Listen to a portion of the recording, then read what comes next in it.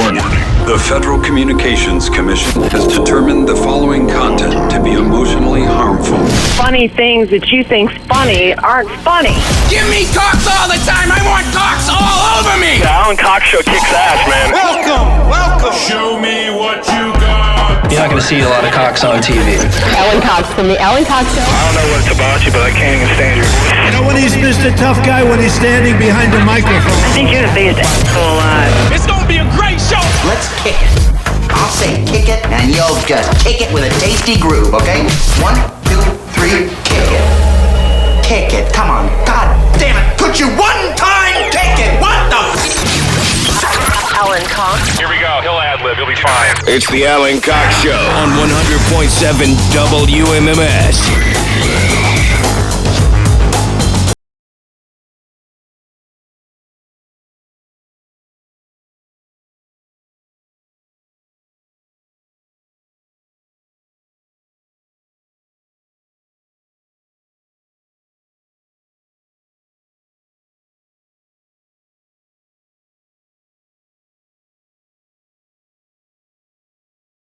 Creepy hugs, everyone. Thanks for listening to and watching this episode of The Alan Cox Show. Don't forget to like, subscribe, and share a cold one with the boys.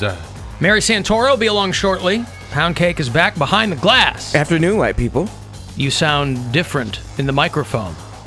Oh, I was yawning as I said that. He's already bored, Bill. No. He's already bored. I've been having some indigestion. Like, it's just a little bit. I've taken, like, these antibiotics, and then, like...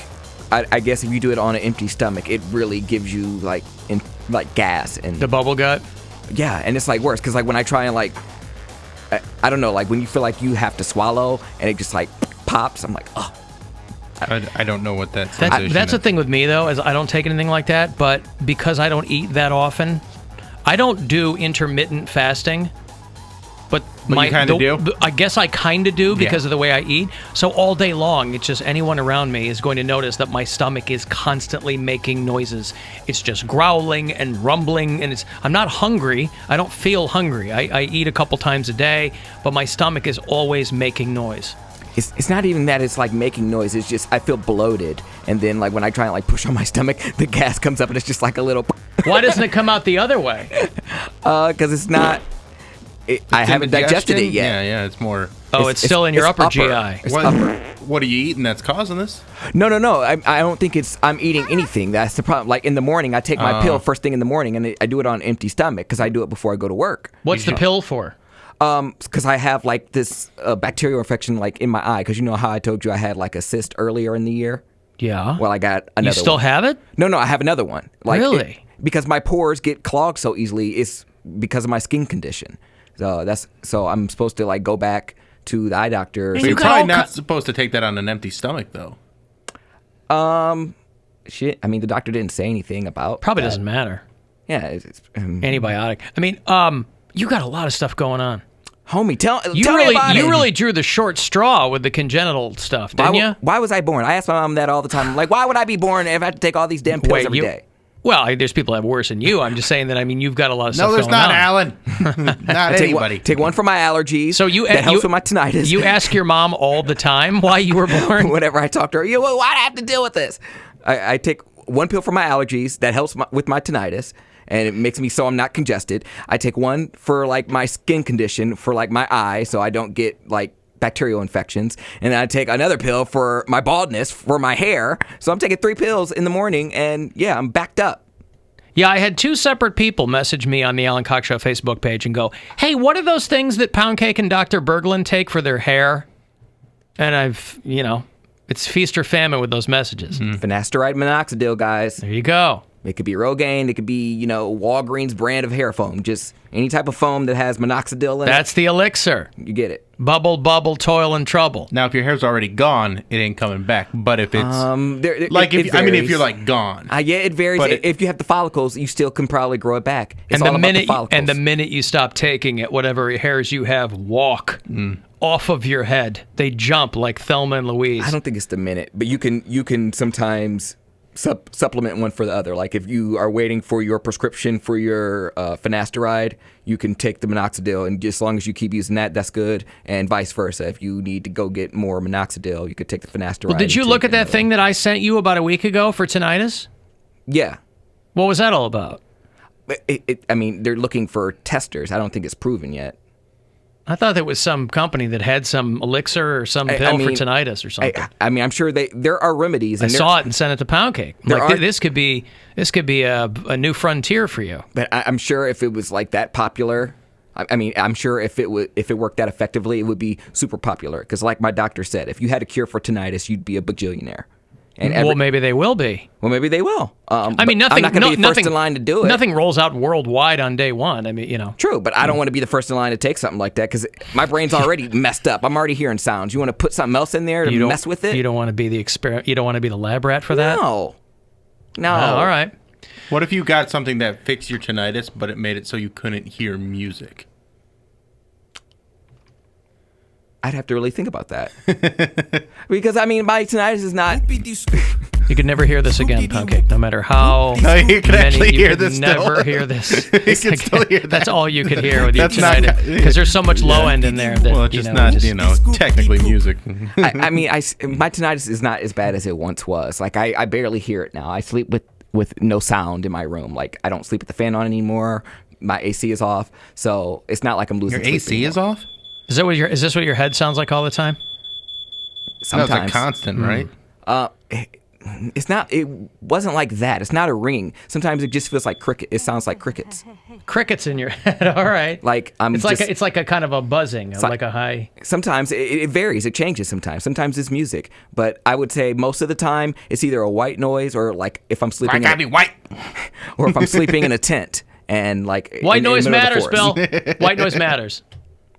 Okay. So, I mean, I'm not too concerned about it. I was in panic mode for a little bit. My mom wanted me to get on another pill, antidepressants, because she was like, I don't want you to harm yourself. I'm like, Mom, I was just worried there for a bit. I have a medication I'd like you to take. Heroin. I think you do great on heroin. A medication. Yes. It is the cure for whatever ails you, unless what ails you is addiction to heroin. Then it is very, very ineffective. Just give it a shot, man. My family doesn't do well on heroin. What family does? My family doesn't do well on heroin. I have family members that have done heroin, and they don't do well on heroin. What family is thriving with a healthy heroin addiction? I didn't say thriving. Well, you said we don't do well. Right, but that's kind of the whole Implying thing. that in contrast. They're in prison, they're dead, or they're murderers. No one does well with heroin. Some people might do well. You don't know. You mean that they get caught? They can't handle their high, and so they get caught. They get But caught. that's the thing with heroin. You really can't handle your high because you build up the tolerance, and then it. I'm sure there's some white collar heroin users that you don't know. There are, but it always gets to a point. Well, they it just can haven't take got to that years point sometimes, yet. but it can get to a point. So they're thriving, 30 and thriving. Are they thriving or are they surviving? Sometimes surviving's thriving, baby. There you go. One day at a time. In the age of COVID, it is. Surviving is thriving. Some of our listeners are heroin users. So you're offending them. You're offending our audience. That's fine. You know, we have customers out there that are thriving on heroin. Let them live their best life for it's not their best time. life. The best life might not involve heroin, but they're leading a fair to midland life. It's the best they're going to get. Well, that's not true either. Jeez.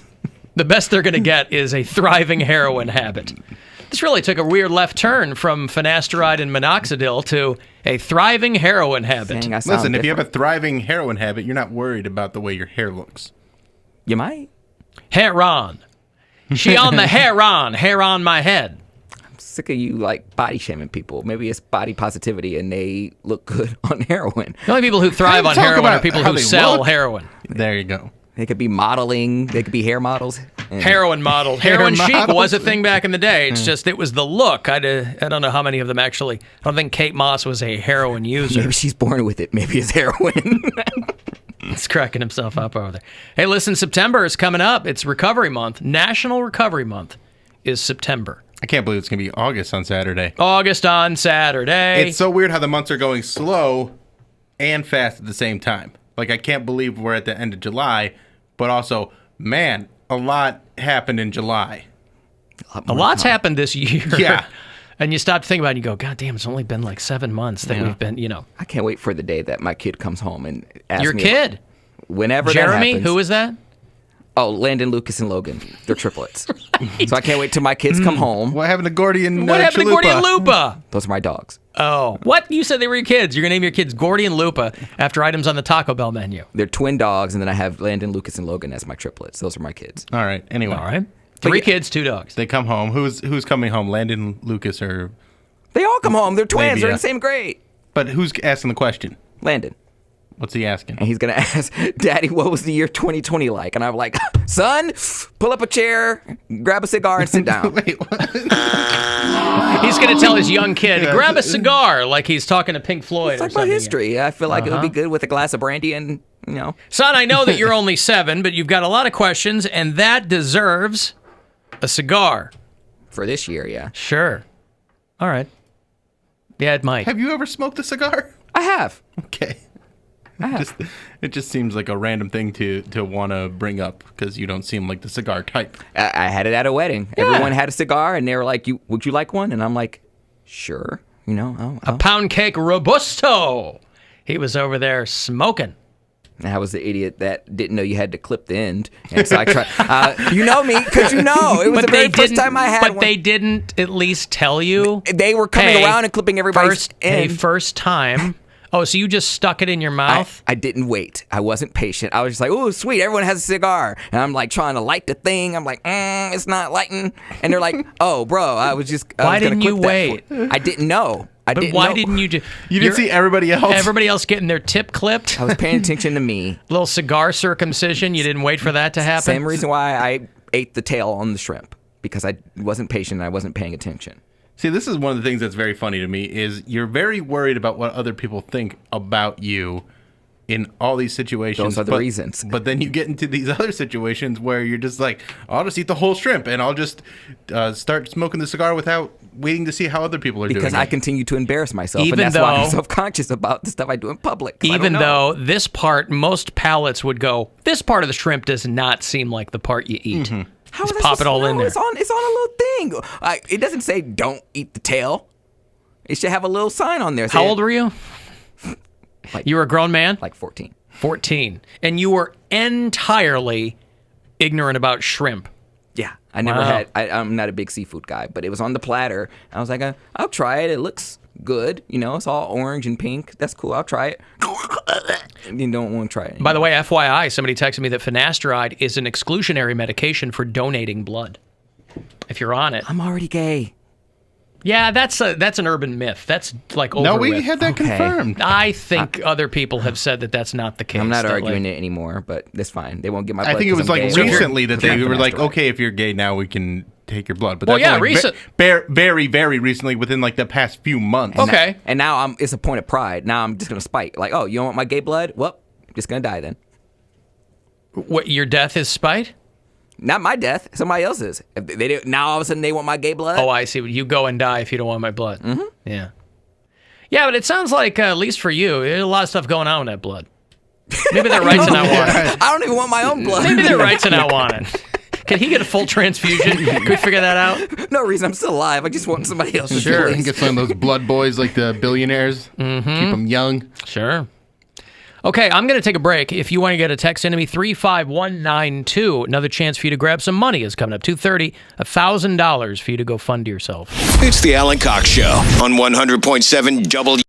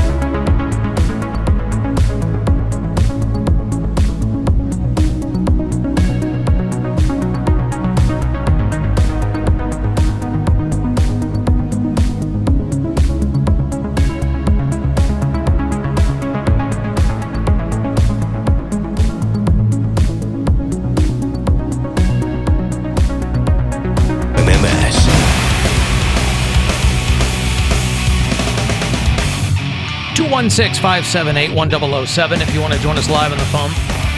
800-348-1007. You can text me, 35192. AlanCoxShow.com. We got the Instagram hotties up there for you. A little twist in this week's. And a new episode of the Bill Squire Show is there as well. The latest Poundcake is up there. Is there a new one coming this week? There will always be a new one coming. Well, I shouldn't say always, but yes. Well, I like to ask because it's, you could take a week off. I mean, you're not contractually obliged to. No, I like doing it. It's fun. I understand. I like to ask. It's been very good to have it on a weekly basis. I enjoy it. Yeah, it'll be Thursday. I don't know what I'm going to write about yet, but I have tonight and I have tomorrow. So maybe how you'd like to be bitten by a vampire so that you could have different blood and gain immortality.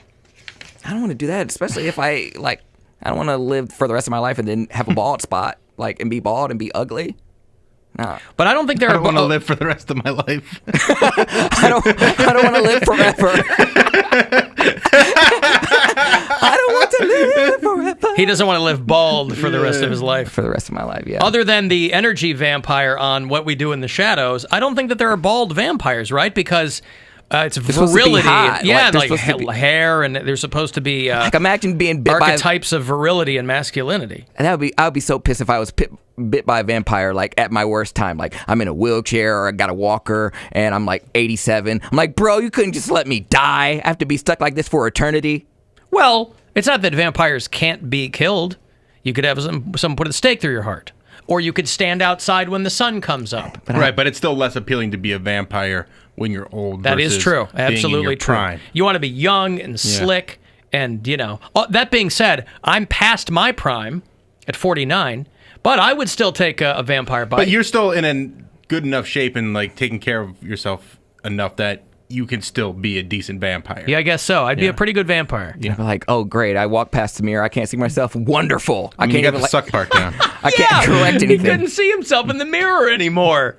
That's what would keep Poundcake from accepting the vampire's kiss. Actually, piss me off. And immortality. A lot of times, if you go by actual vampire lore, the reason they couldn't see themselves in a mirror is because they were silver-based mirrors back then. Oh, and so now they're not.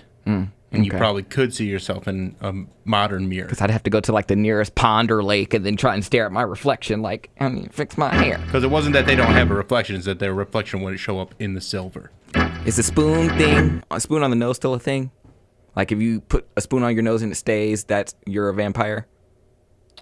I've never heard that ever. I've never heard that, but I'm going to go, yes, it is. I've always heard that if you stick a spoon to your nose and it sticks, you have forgotten a lot of other fun things to do. I don't know what it says about being a vampire. I've never heard that one. Let me ask you this. Have you ever known someone who has been able to do that? No, I have cool friends. Apparently not, because you've attached that to the vampire. I've never heard that. I watched that on Mom's Got a Date with a Vampire on Disney Channel. Oh. So I believe that's where it came from. They're definitely part of the... So he's not going back to They're definitely canon when it comes to vampire lore. Yeah, he's not going back to the Bram Stoker texts. Mom married a vampire. It was Marky Post, and I think Stamos was the vampire. I still get mad over the way they portrayed vampires in Twilight with the sparkly skin. Man, that was the dumbest thing. I don't think that was they didn't have sparkly skin all the time. It's just when they would go out into the forest and the sunlight. Right, but that's what I'm saying. That's not the way, that the whole idea is that they can't go out during the day. And then they take this twist and go the reason they can't go out in sunshine is because they're too sparkly.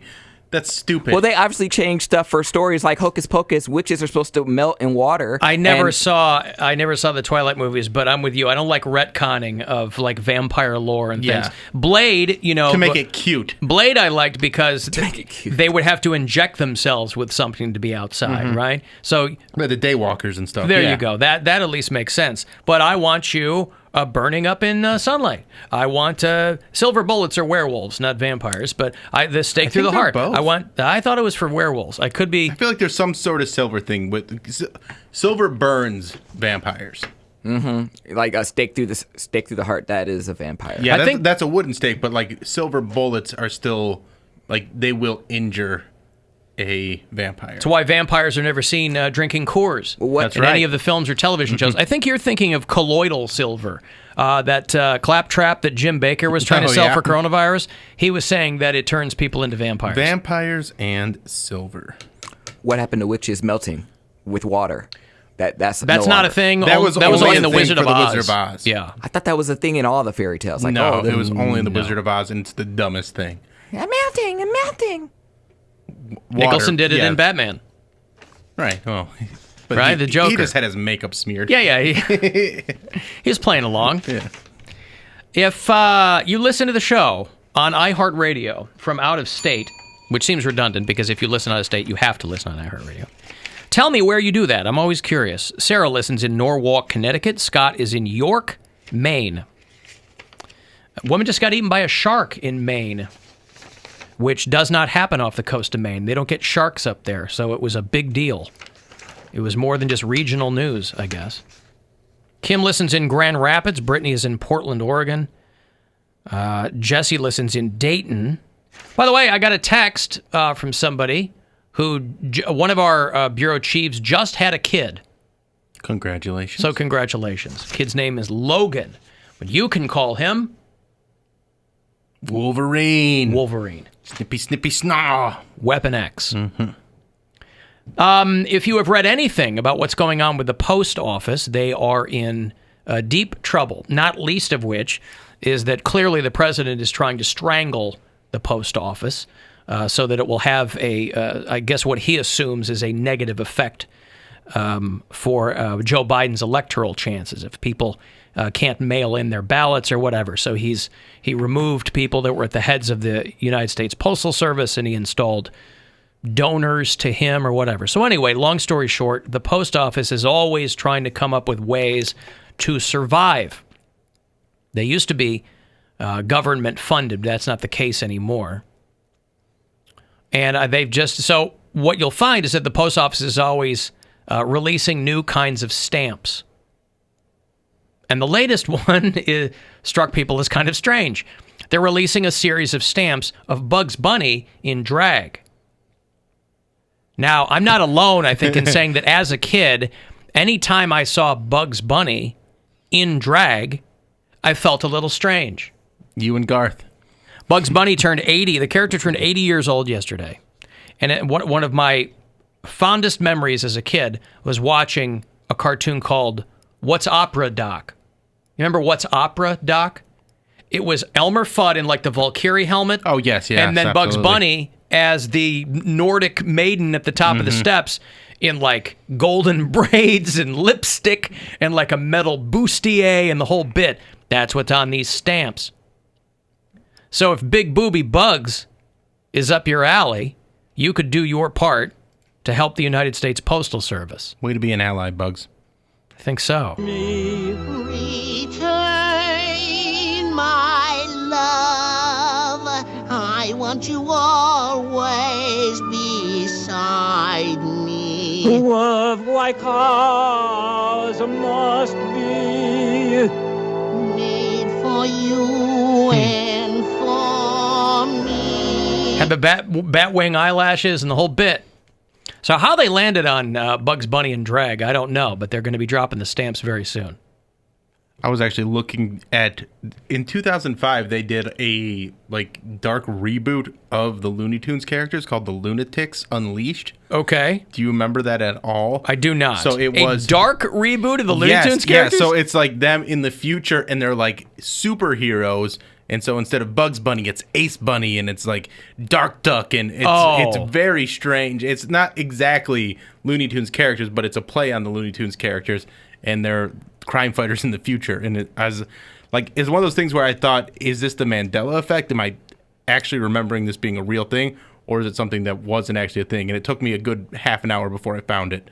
But it's very strange. That show, they're the descendants of the original characters. I guess so. Yeah. All right. Yeah, because it takes place like 200 years in the future.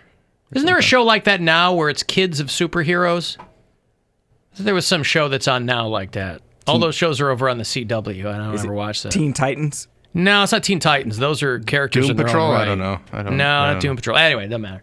I got $1,000 here for you, a chance for you to go fund yourself. You'll have 4 chances to do this here on the show today. This is the first of those. Good luck. Hey, it's Rover. Go fund yourself. It's time for your shot at $1,000 now. Text the nationwide keyword HOME to the number 200-200. You'll get a text confirming entry plus iHeartRadio info. Standard data and message rates apply in this nationwide contest. That's HOME to 200-200. Good luck and go fund yourself from 100.7 WMMS. What started as a bunch of what people thought were just sour grapes has turned into a very big situation for Ellen DeGeneres. As soon as she started doing her show from home, all these shows started working from home because of the pandemic. The initial complaints is that she didn't have the union people out to her house. The crew that she used in studio, she wasn't using them in her house. I don't know if that was true or not. It could have been just a couple of people complaining. But now the company that syndicates her show is doing a full internal investigation because of workplace complaints. Imagine you have a show on for a decade. I think that show's been on that long at least. It's been like 15 years, man. 15 years, like even better. 2004 or something like that. You finally get to do it 16. in your home, and people start complaining and start doing investigations of what you're doing. Numerous accounts of workplace problems. People, I mean, the TLDR on this is Ellen DeGeneres is a bitch and doesn't treat people well. Which, if you've ever met her in person, is no shock. I'd never call her a bitch. I've met her I recall meeting her on one occasion. Do you think? And I'm nobody. I think that's so over the it's not years like, that happens to people. People that are in that high level, that famous. It's a defense mechanism to go about their day.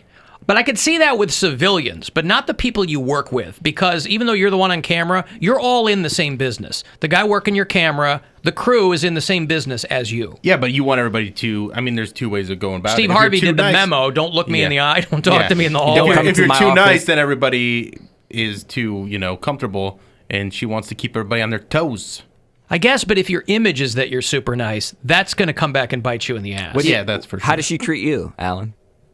She was just, I mean, again, standoffish? I'm no one, but she just kind of had this very stilted way about her and kind of whatever. It's a horrible example because it was not, again, she didn't know me from whomever. But if you have worked with her and known her for a long time and she doesn't treat you well, that's a whole other thing. I just think it's weird that the company is actually doing an investigation about it while everyone's at home. I don't know. I think this is just... I think once you get to a certain point, I don't think you get successful and be at the top of your game in any business without seeing the messy stuff that happens on the bottom. Yeah, but apparently, but allegedly this goes beyond just not being nice. It alleges that she's racist and is engaged in intimidation of people who work on the show. I don't know if any of that is true, but it just jumped out at me that the company you work for is like, all right, we've had enough.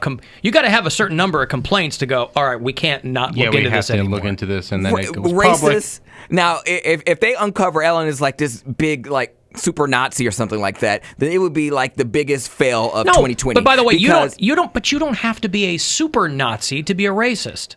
But I just don't feel like it's Ellen. Like, who doesn't love Ellen? But that's the people persona, who work for her. Yeah. That's the point. That's what I'm saying. It would be the biggest The persona fail. versus the reality is always... There's always contradiction. I'm not saying that she's the best person ever, but it's Ellen. Well, you keep saying that, but I don't know what you mean. Your friendly neighborhood lesbian. Like, I don't know how to explain it, but it's just, I couldn't see her being racist, especially because all the guests she's had on her show, she works in the entertainment business. I don't understand. There are plenty of racists in the entertainment business. And just because you're not racist to one person doesn't mean you can't be racist to another. And there's but I don't think that's right. Maybe she just didn't like that particular black person or that Asian person. I don't think you can't just paint with a broad brush and just say she's racist. I need context. And what kind? Well, that's what throwing around the N-word. That's what the investigation is for. Maybe they're doing fishy. it. Maybe they're doing Who the it hell from is that? home. Oh, hi. Maybe they're doing Ellen's it. here to comment.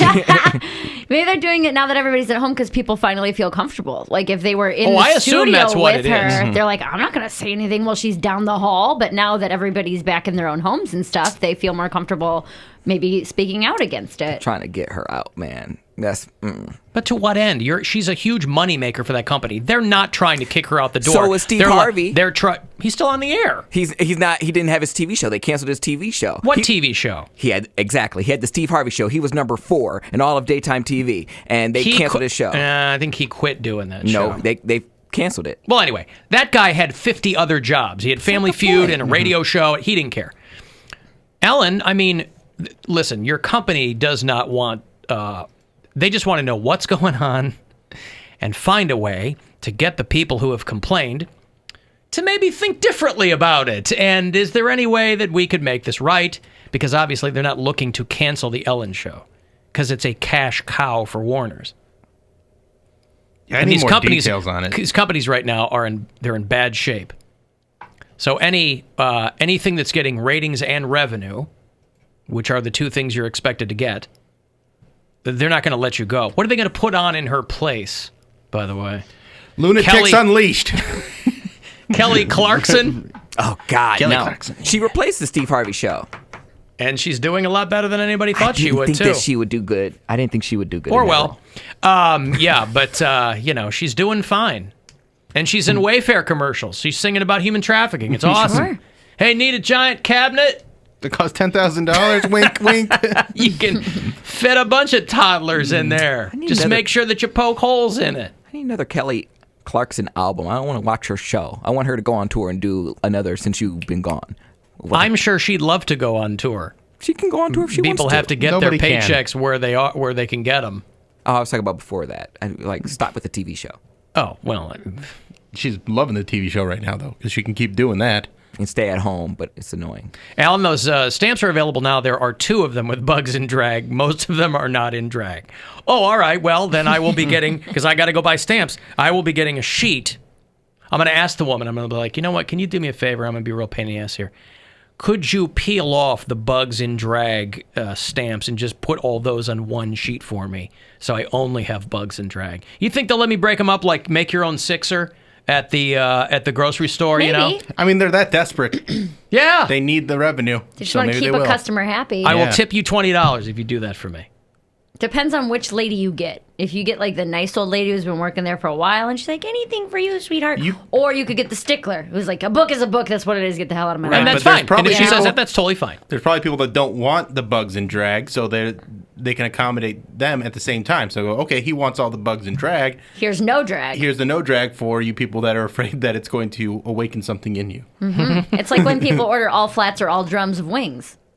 There you go. People You're are helping each other out. Businesses are starting to charge more for that now. I know. All what? All flats or all drums when you get chicken wings? You speaking, I don't get chicken wings. So I don't You've know what never that eaten means. chicken wings. I don't know what flats or drums mean. They're the 2 shapes of chicken wings. There's only 2 I shapes. thought they were all like a little drumsticks. drumstick, and then One's a there's the drumstick, flat. and then Oh, there's and like wings. a flat actual wing. Yeah. Oh, those are called flats. Flats and drums. I'd never heard that. Yeah.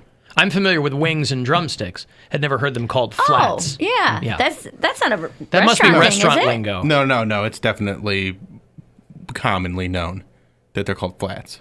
Yeah. Oh. And now I know. Look at that ding. So when somebody tells me, I'll go, you know what? Do you like flats or wings? And then No, I'll really flats or drums. Flats or drums, and I'll really sound like I know what I'm talking about. And you'll say, I don't like either. That's right. In that show that we were talking about earlier, where it's the kids of the superheroes, is Young Justice. While we're Young learning Justice. R.I.P. One of my favorite rappers was Young Justice. Y-U-N-G. All right, I've got a break. If you want to get a text to me, 35192, AlanCoxShow.com. You can hit us up there, and we'll be back after these. The Alan Cox Show on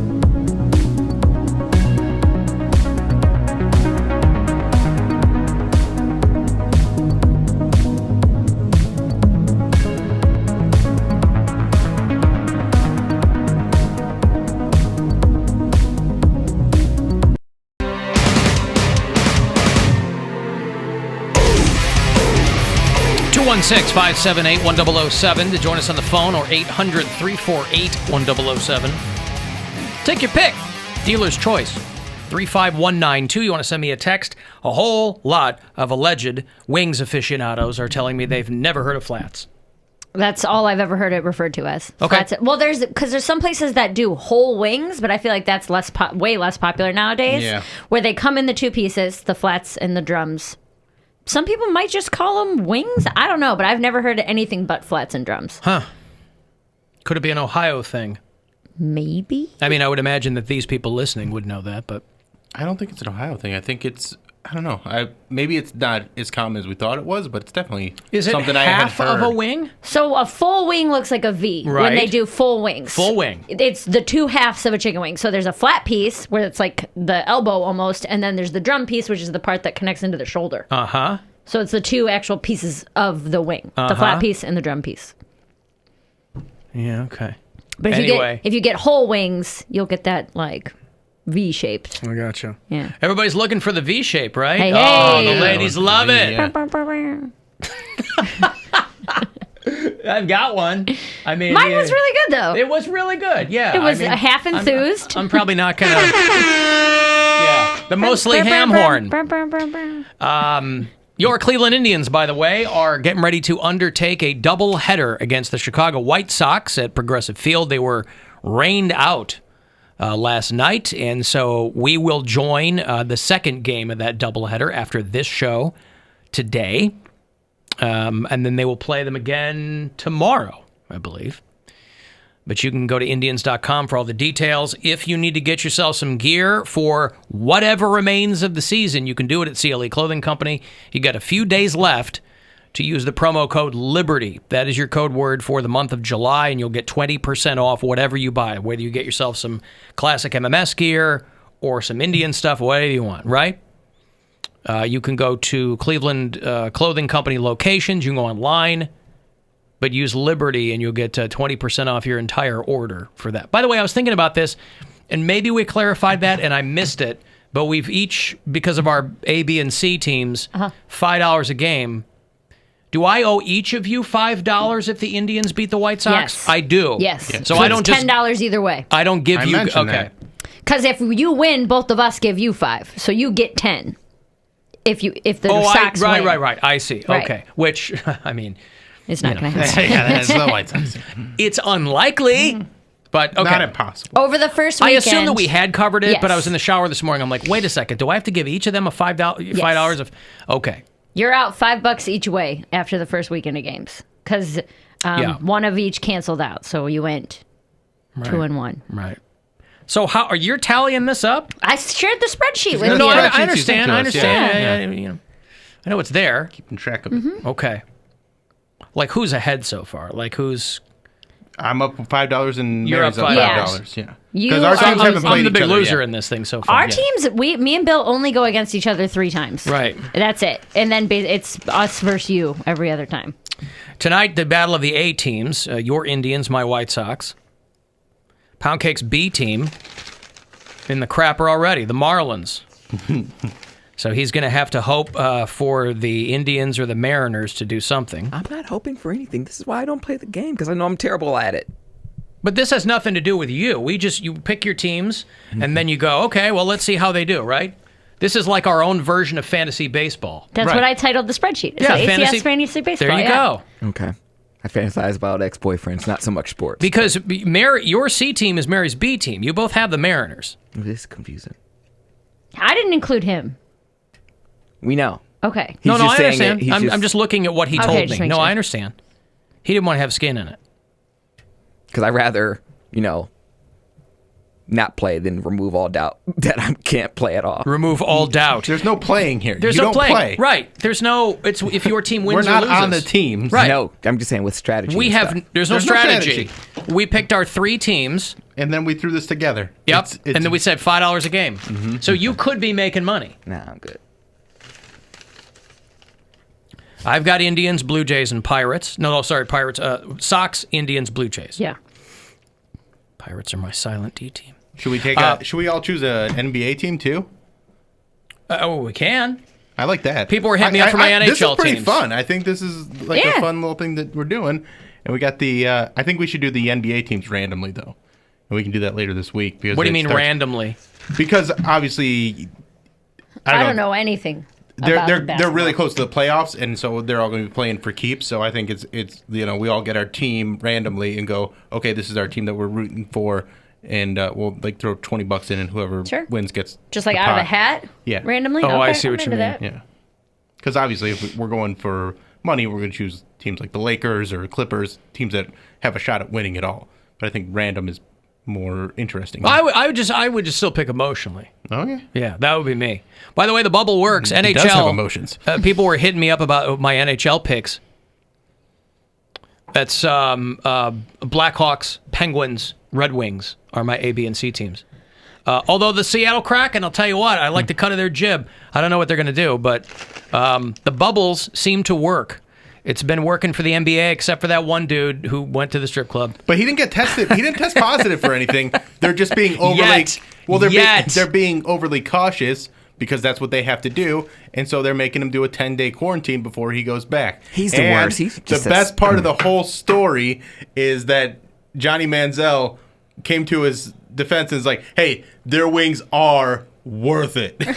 Flats or drums. See? Yeah, a lot more drums there.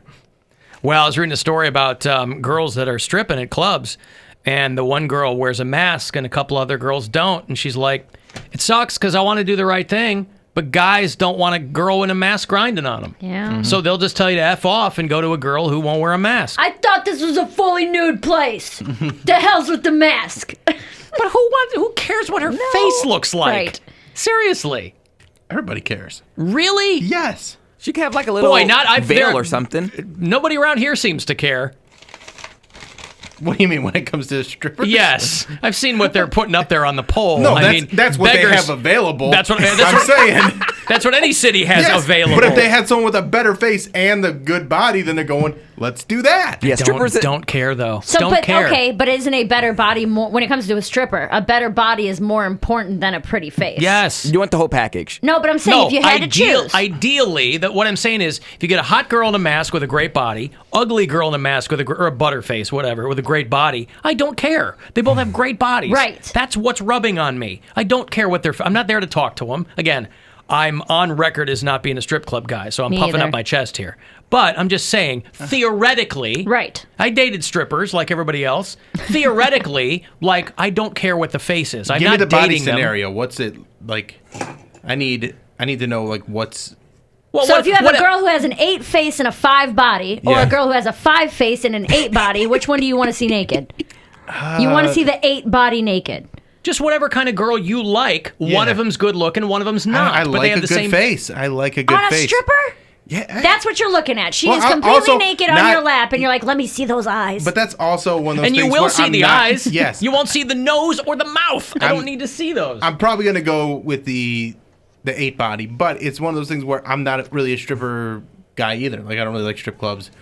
I don't really frequent them very I feel often. like the 3 times I've been to a strip club, you've been there. I'm saying yeah, that's but what. how many dances did you see me get?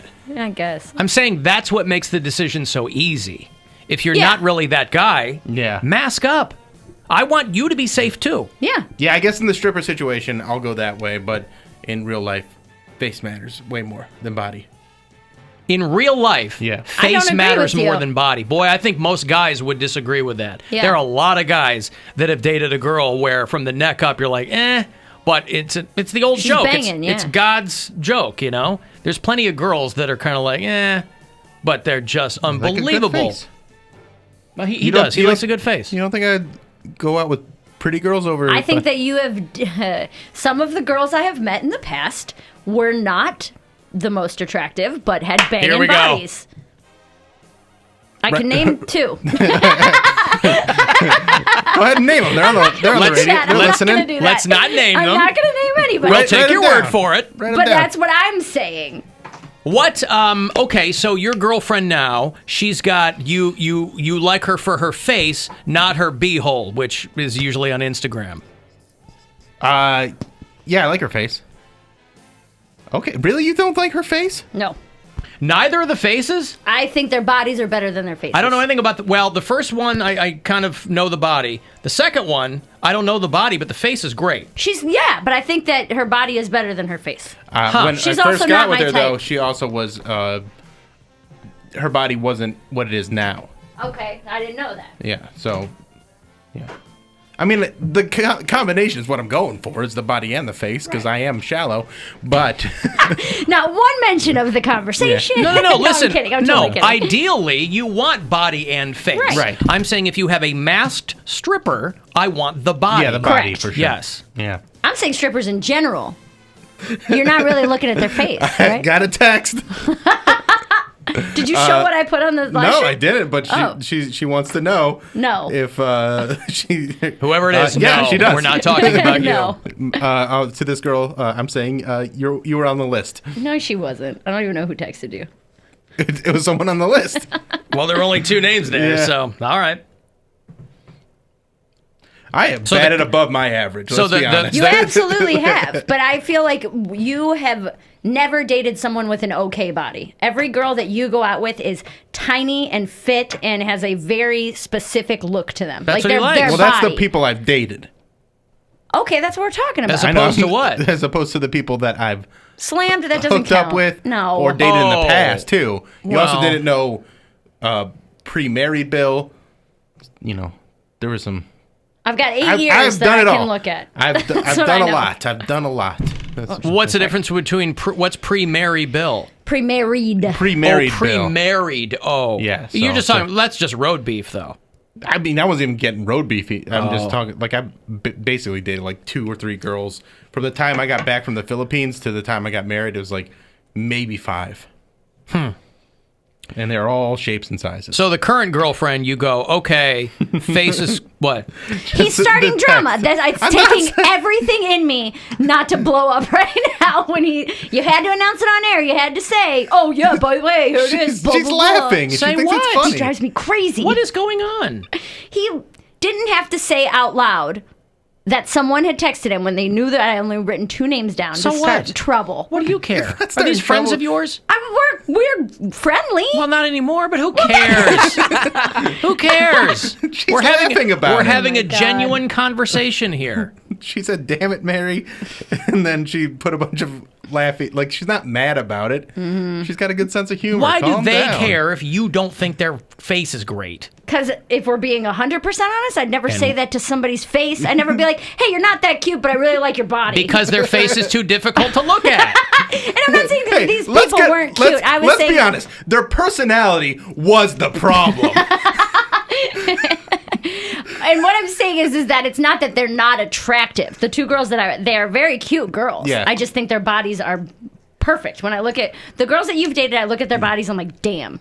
Yeah. I don't remember the first one's face. I just remember she had huge cans. Yes. I remember the other one's face. Yeah. She says, She's cute. She says, "You're still lovely and no hard feelings at all." So Okay. you're getting All right, good. angry. I got when- angry at you. I didn't get angry at her. Right, but like, don't That's get why they angry broke at up. me Bill either. had no hard feelings. You know, we're on good terms. Okay. We're goofy like All that. right. It's fine. Because my initial reaction was Bill's starting drama again. I'm going to punch him in his head. And then that's not what it was. So No, that's it okay. is, yeah. Because you were writing You're it down projecting. to stay anonymous. Right, to stay anonymous. I could have Right, just said but her it's still name at that anonymous, point. yeah. Right. But it is still anonymous to the audience. They Yeah, don't know I who we're know, talking but- about. I mean, You they have a guys good do. idea if they Just listen stop. a lot. All right. Because sometimes you say things under anonymity that you wouldn't normally say. I understand. I fully understand. That's her, Alan. If you need a face. I don't need that face. Nevertheless, still doesn't spring to memory. It doesn't spring to mind. But does your girl? I mean, I know I've met your girlfriend on a couple of occasions, but obviously I haven't looked at her in that way. Does she have a rack? No, She got a doesn't. booty. She's got a booty. Yeah. And she's tiny too. Mm-hmm. You like small women. It's not a bad thing. They just got good bodies. No one said it was a bad thing. Yeah. All the guys I've dated, ugly face, ugly body, giant D's. I'm just kidding. There you go. I'm just kidding. They're both fairly attractive. Both. You had cute He's almost boyfriends. 30. Both. Both. Love it. He's got a lot of requirements though, so 2 is pretty good for him. Well, He's got a checklist. And they're back to back. And they're both taller than me. I can't. That's a big one. I can't date. I'm 5'8". I'm also so. only 5'2", so it's not hard to be taller than me. Yeah, but I need 5'11" or 5'10" or above. that's my number 2 when I say if I want, like, ideally 5'10" is the short, and this is when the guys get all pissy and 5'8's not that short. And I went out with a girl and again, like, this is because you don't meet everybody. Yeah. There's a girl that was like 5'8", and like she was a little thicker, but she wasn't. You weren't How around long were her. you seeing her? We saw each other for like 4 or 5 months. What? Yeah. When? Over the course of 2019 and 2 different spots during 2019. Okay. I was really working on me. Touch my vagina. What? 2019, I was really working on myself. I changed my life around. I didn't notice anything that was going on around me. I just really was introspective at that time in my life. I beg your collective pardons. I was not there for whatever was going on with you. And Light Touch wasn't like the skinniest girl. I'm sorry, Bill, but I don't know if you heard that in 2019 I was living for me. So I had heard. I heard it echoing through a forest in Portland or whatever. Alan, I used to be a stripper and I made more money than girls with a 10 body because I have a pretty face and a decent body. A lot of guys do go for the prettiest face in the club. No, I'll take a pretty face and a decent body over the butterface and great body. Of course. That's what I'm saying. The closer you can get to great on both axes, that's ideal. I'm just saying that in the age of masks, which we will be in for quite some time, I don't care what you look like. You can really do up the eyes. Yes. God, I love a You can look club. like Bugs Bunny in drag. Really do it up. Alan's look. That's what he goes for. That's right. Okay, I've got a break here. Another chance to go fund yourself. Not at 3:30. We skipped that one for whatever reason, but 4:30, 5:30, and 6:30 this afternoon. You'll be able to grab yourself $1,000. You can text me in the break if you want, 35192. You can listen anywhere on the iHeartRadio app. The Alan Cox Show on 100.7 WMMS.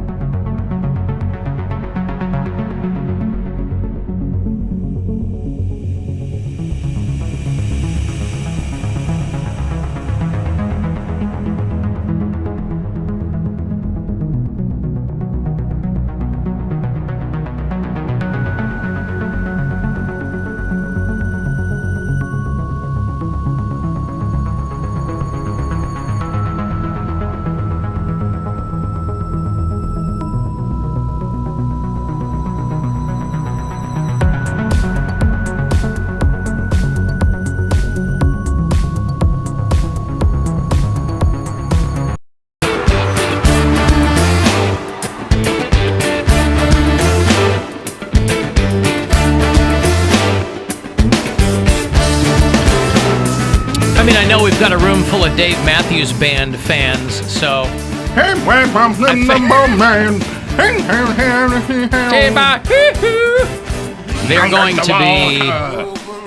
going to be streaming their 2013 show from Blossom.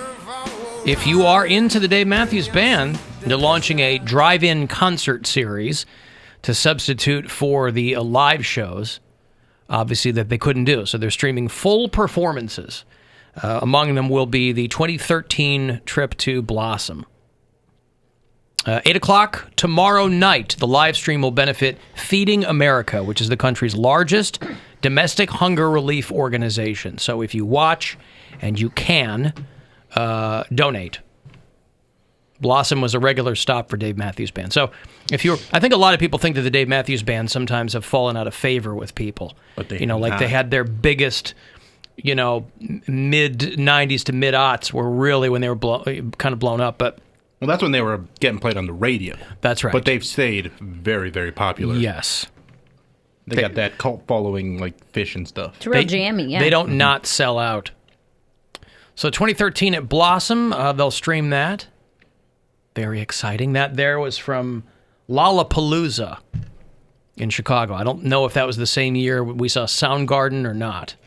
It was about 10 years ago, the Soundgarden reunion. Speaking of benefit concerts, do you see what I was going to call them something varied.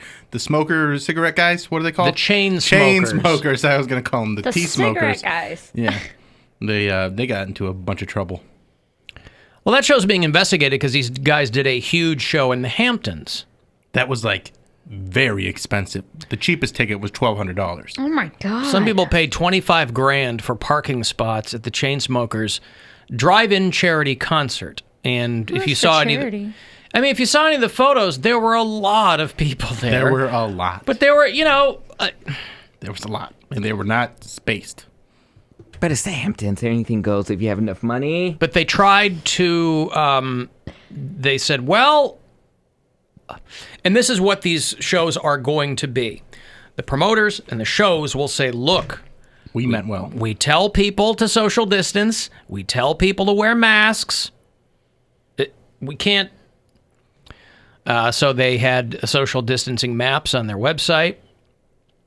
This is part of Bumble, the dating app's Safe and Sound concert series.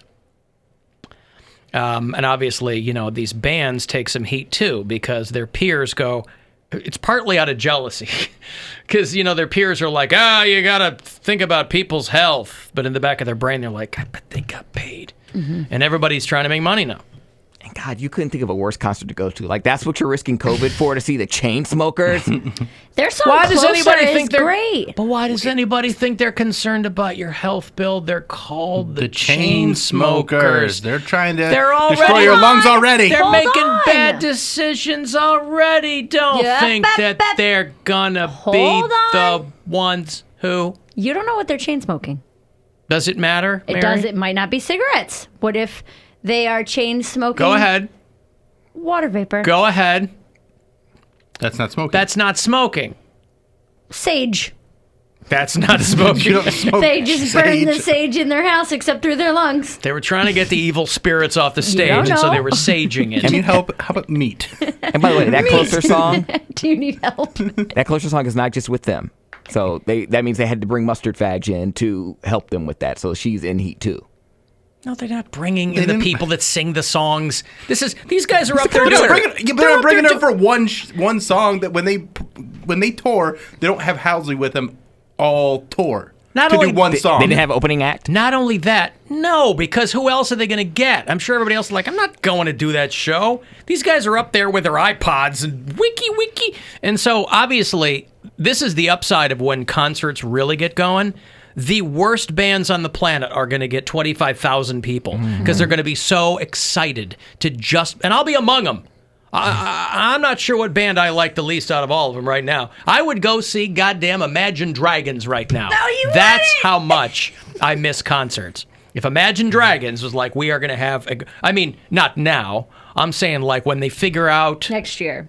Yeah, 2022, right? When everything comes back, they'll go. The year after next. Imagine Dragons. I'm like, I'm there. front row. What's your favorite Imagine Dragons? I don't know any of them. So the truck commercial, I don't know.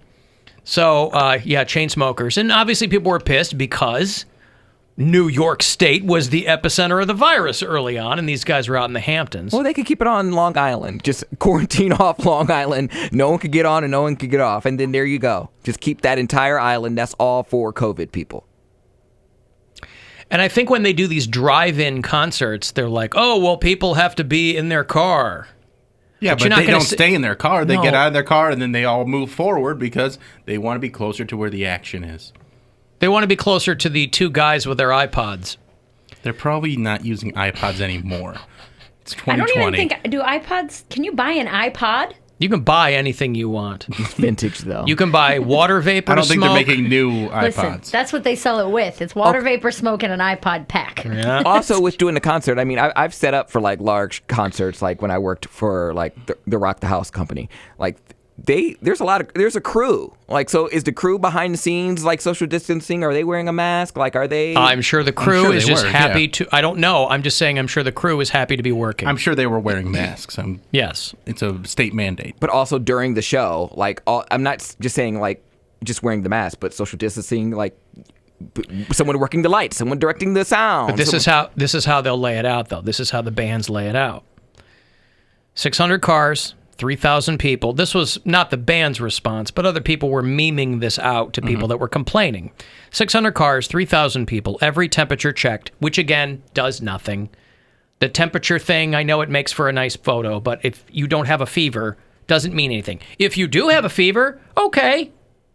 If you pay $25,000 to see the Chainsmokers and you show up with a fever, you're going to beat the piss out of the guy with the temp, Thermometer. Thermometer, thank you. The temperature wand. $25,000. The heat stick. People confined to 20 by 20 parking spots. Bathrooms 6 feet apart. Yeah, that's your biggest worry with bathrooms. Masks at all times. Hand sanitizer for everyone. 500 jobs created. Hundreds of thousands donated to charity is what it says.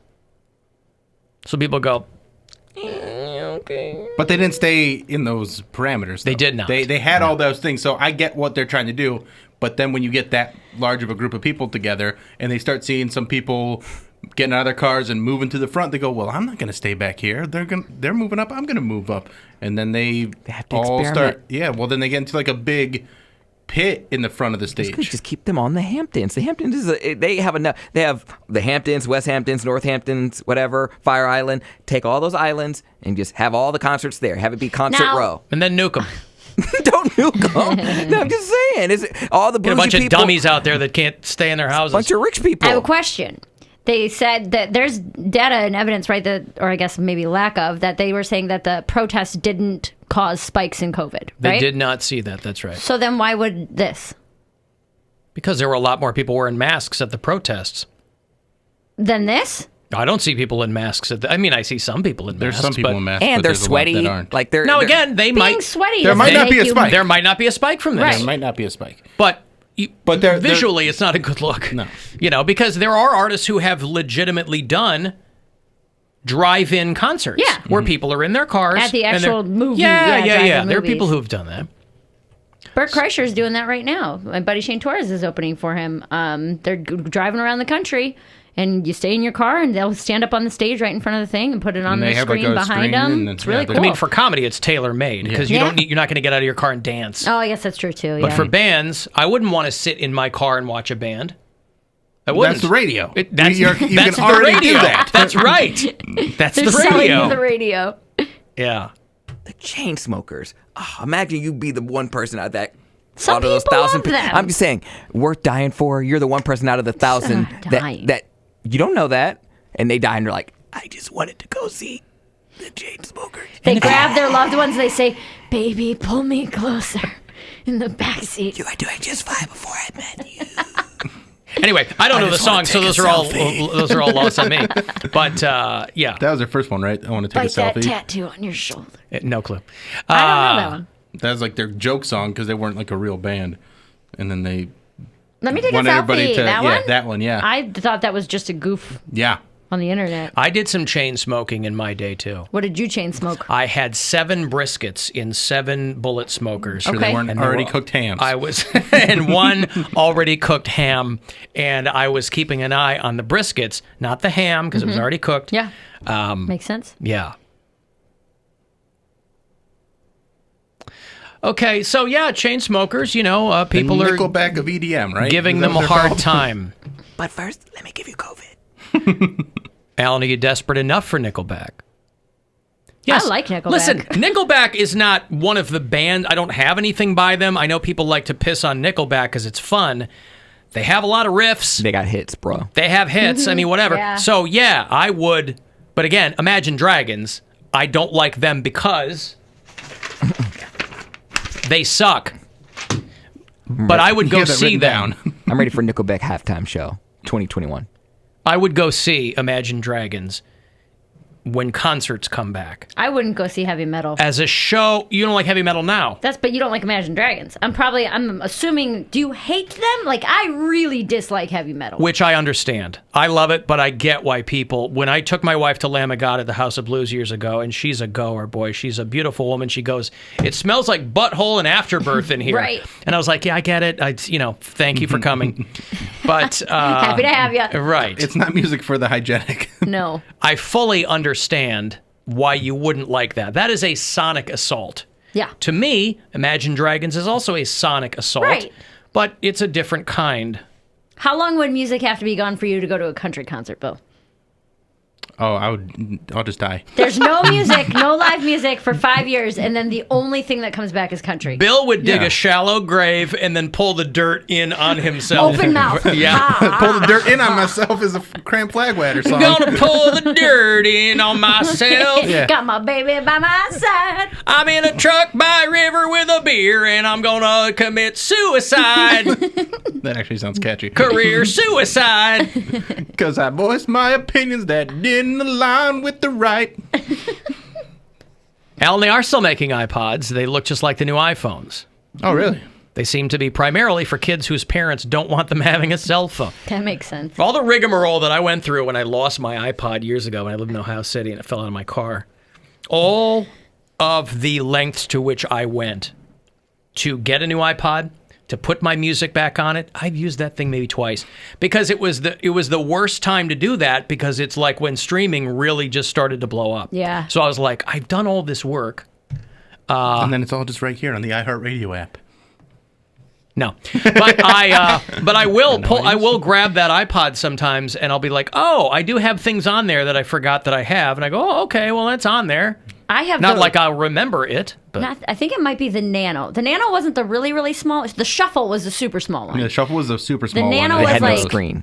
3 inches maybe. That's the one I had. Just the background was blue and there was black lettering on it. That's all that this thing was. I had a classic, like 4 million gig iPod. No, I think I could have like 500 songs on it, and that was it. I got it from my friend's little brother, got a new one for Christmas or something, so he gave me his old one. I don't even have a charger for it, but I would love to see what I put on that. Mine held like 20,000 songs or something. So I'm like, even songs I kind of liked, I would put on there because I had so much space. Yeah. Yeah, I had one of the early iPod Touches. Oh. Because I think I had like a BlackBerry or something, but I wanted an iPhone, but I didn't want to pay for the iPhone, I didn't want to switch plans, so I got the iPod Touch, and I love that thing. I think that was exactly what I needed at the time. I had a friend, well, he wasn't even a friend, he was my cousin's friend that slept over at my house, and I'm fully convinced that he stole it. Your iPod? Mm-hmm, and I'll never know. I had the Shuffle, too, and I liked the Shuffle because I worked as a dishwasher for like 2 weeks, and I'd put it up in my hat. Oh, and then they I like couldn't see it. Podcast while I was washing dishes. Yeah, mine probably And then I had quit, Fall Out Boy. And when you're washing dishes, you want to shuffle. You don't want to listen to songs in order. Come on. You want it mixed up. I was listening to pirated copies of Ron and Fez and the Opie and Anthony show, so it's not like I was listening to anything else. Like I wasn't listening to music. Did anybody know anybody that got pinched for like illegally downloading music? No, but it was always like, dude. That was always I got a threatening letter once. Yeah, a lot of people did. We had Kazaa, Which one went out first? LimeWire? LimeWire was like the word, or Napster maybe. We had Napster all was of the them. first one. Yeah. So Napster, and then everyone's like, don't do Napster. And then it was LimeWire, right? And then it was, after LimeWire, it was Kazaa. Yeah. So my brothers always had one of them on our computer. I didn't come up in that era. I wonder how many songs you had to download to get a letter like Trapped that. Headstrong was actually one of the first ones that I personally downloaded. That I was like, That's probably I'm one of the gonna first songs that most people downloaded was Trapped Headstrong. I'd also they'd be like, oh, don't pirate music. So I would just go to the library, which also has CDs, Mary, and I would just rip CDs onto my iTunes and put it on my iPod that way. Look at you. Alan, I had a friend who stole my iPod Touch, so I stole and then impregnated his girlfriend. Jeez. Boy, I feel like that's How many songs does the girlfriend hold? You know, when they talk about let the punishment fit the crime, that seems like a disproportionate response. Oh. You know, I want all those songs back, or I'm going to leave it in with your girl. Keep the songs. What do I care? Could I be pregnant? How do I know if I'm prengan? What is the best time to sex to become pregnant? Yeah. Take the iPod, leave the child support. That's right. Speaking of kids, I've got some breaking news. Exclusive news update. Governor Mike DeWine has announced that child care facilities can go back to fully reopening on August the 9th. See, this is the way that they're going to try to get everybody back to work, because you cannot get people back to work without child care being part of the conversation. But you also can't, you can lead a horse to water, but you can't make them drink, because they're having the conversations about schools and all this kind of stuff. And daycare is just another point in the curve. I think the daycare in this building, has that been open? I don't know. I haven't been down there, so usually you can hear I screaming really and mewling yeah. down there. Usually, and they have that one room for the babies where it's just just crying. Just chaos. 24/7. It's ridiculous. DeWine had previously allowed daycares to reopen with reduced ratios of kids to teachers. The facilities will have the choice to keep the current ratio of students to teachers or go back to a normal pre-COVID ratio. You know, the Cleveland public school system announced that the first 9 weeks of class will be remote. So other schools have to figure out what they're going to do. Do they have to do that, you think, to appease people? Like, for the people who want schools to reopen, so they have to do it a little bit at a time instead of saying the whole year? They're like, all right, well, we'll do it a semester at a time or something? I think I think, yes, they do, because it's so open-ended that they're like, look, we can't. I'm saying, why not just call the whole year remote?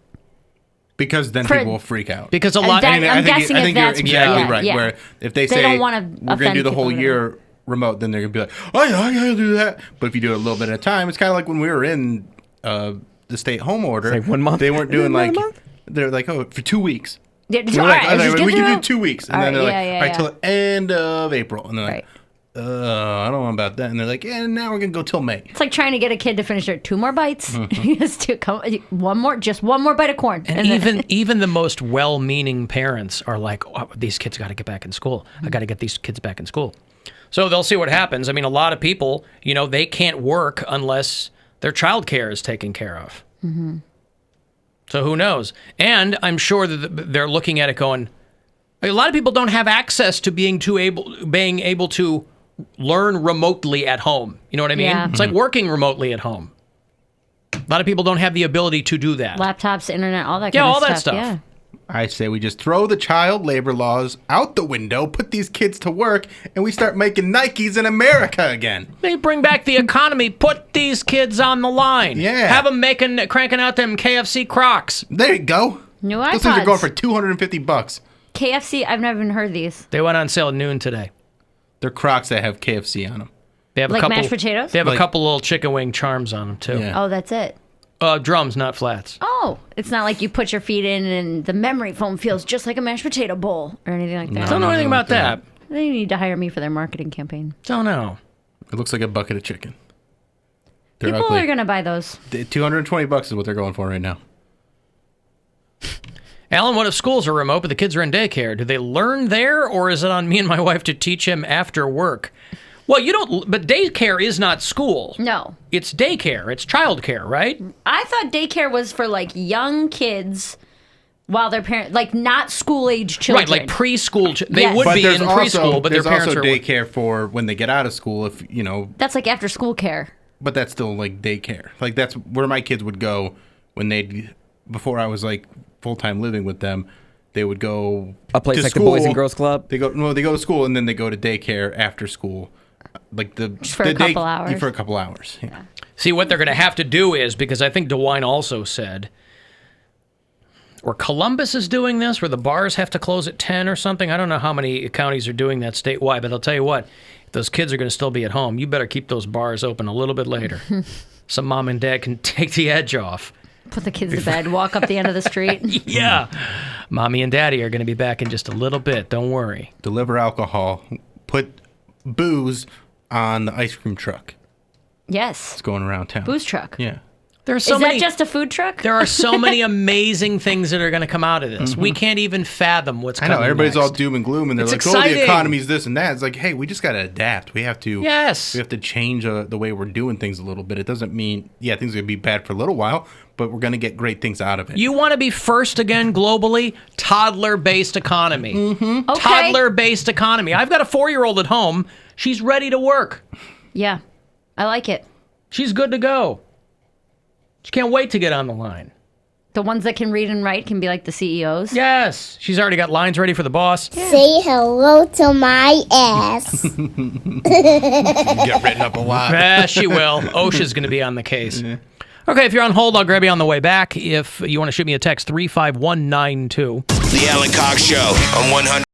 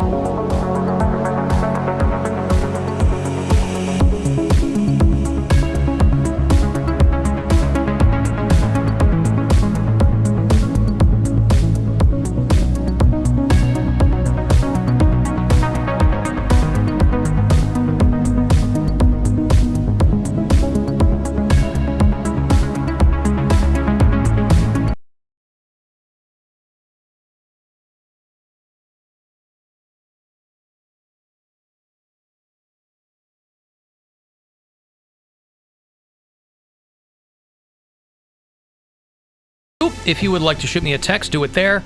You can listen on the iHeartRadio app no matter where you are. AlanCoxShow.com. You can watch. Don't sleep on this week's Instagram hotties.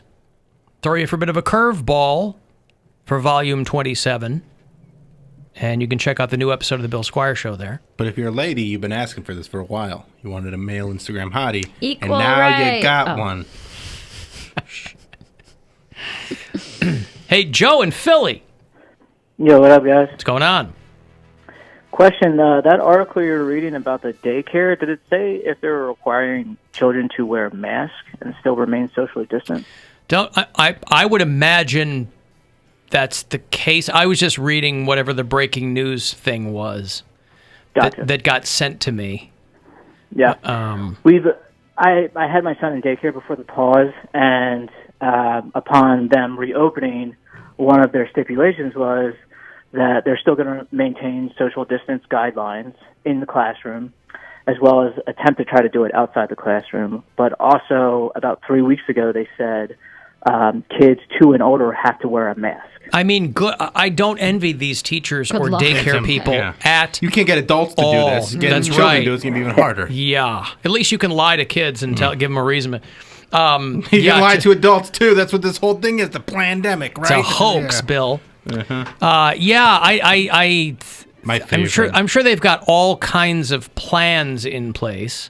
My favorite is the stories where it's like, I thought it was a hoax, and now my heart doesn't work right. And now I'm dead. Well, not even like dying, but there are the dead people too. But there's the ones that are like, I thought it was a hoax, and then in June I got it, and now I have lifetime heart issues. Or the guy on a ventilator doing a Facebook video. I thought that it was all made up, but you better take this seriously. Yeah, thanks, Chachi. We're way ahead of you here on this.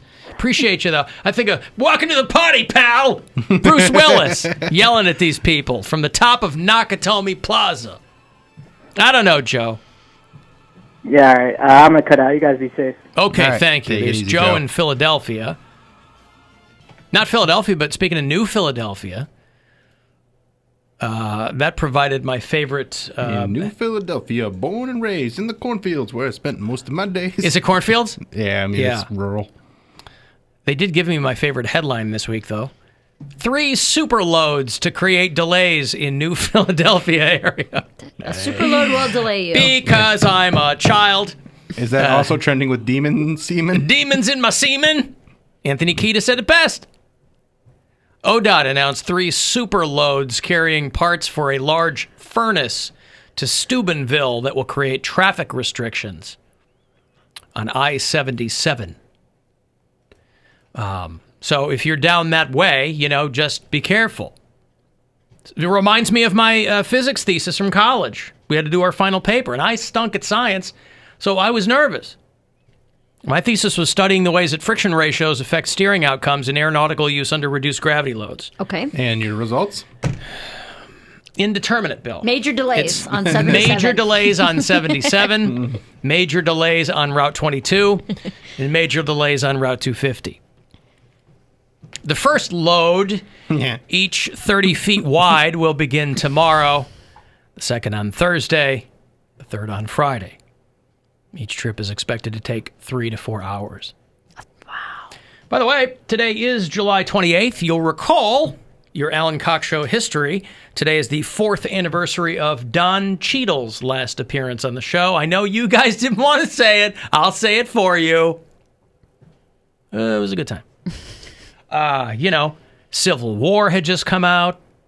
He was pimping the Miles Davis movie, which did not get the love it deserved.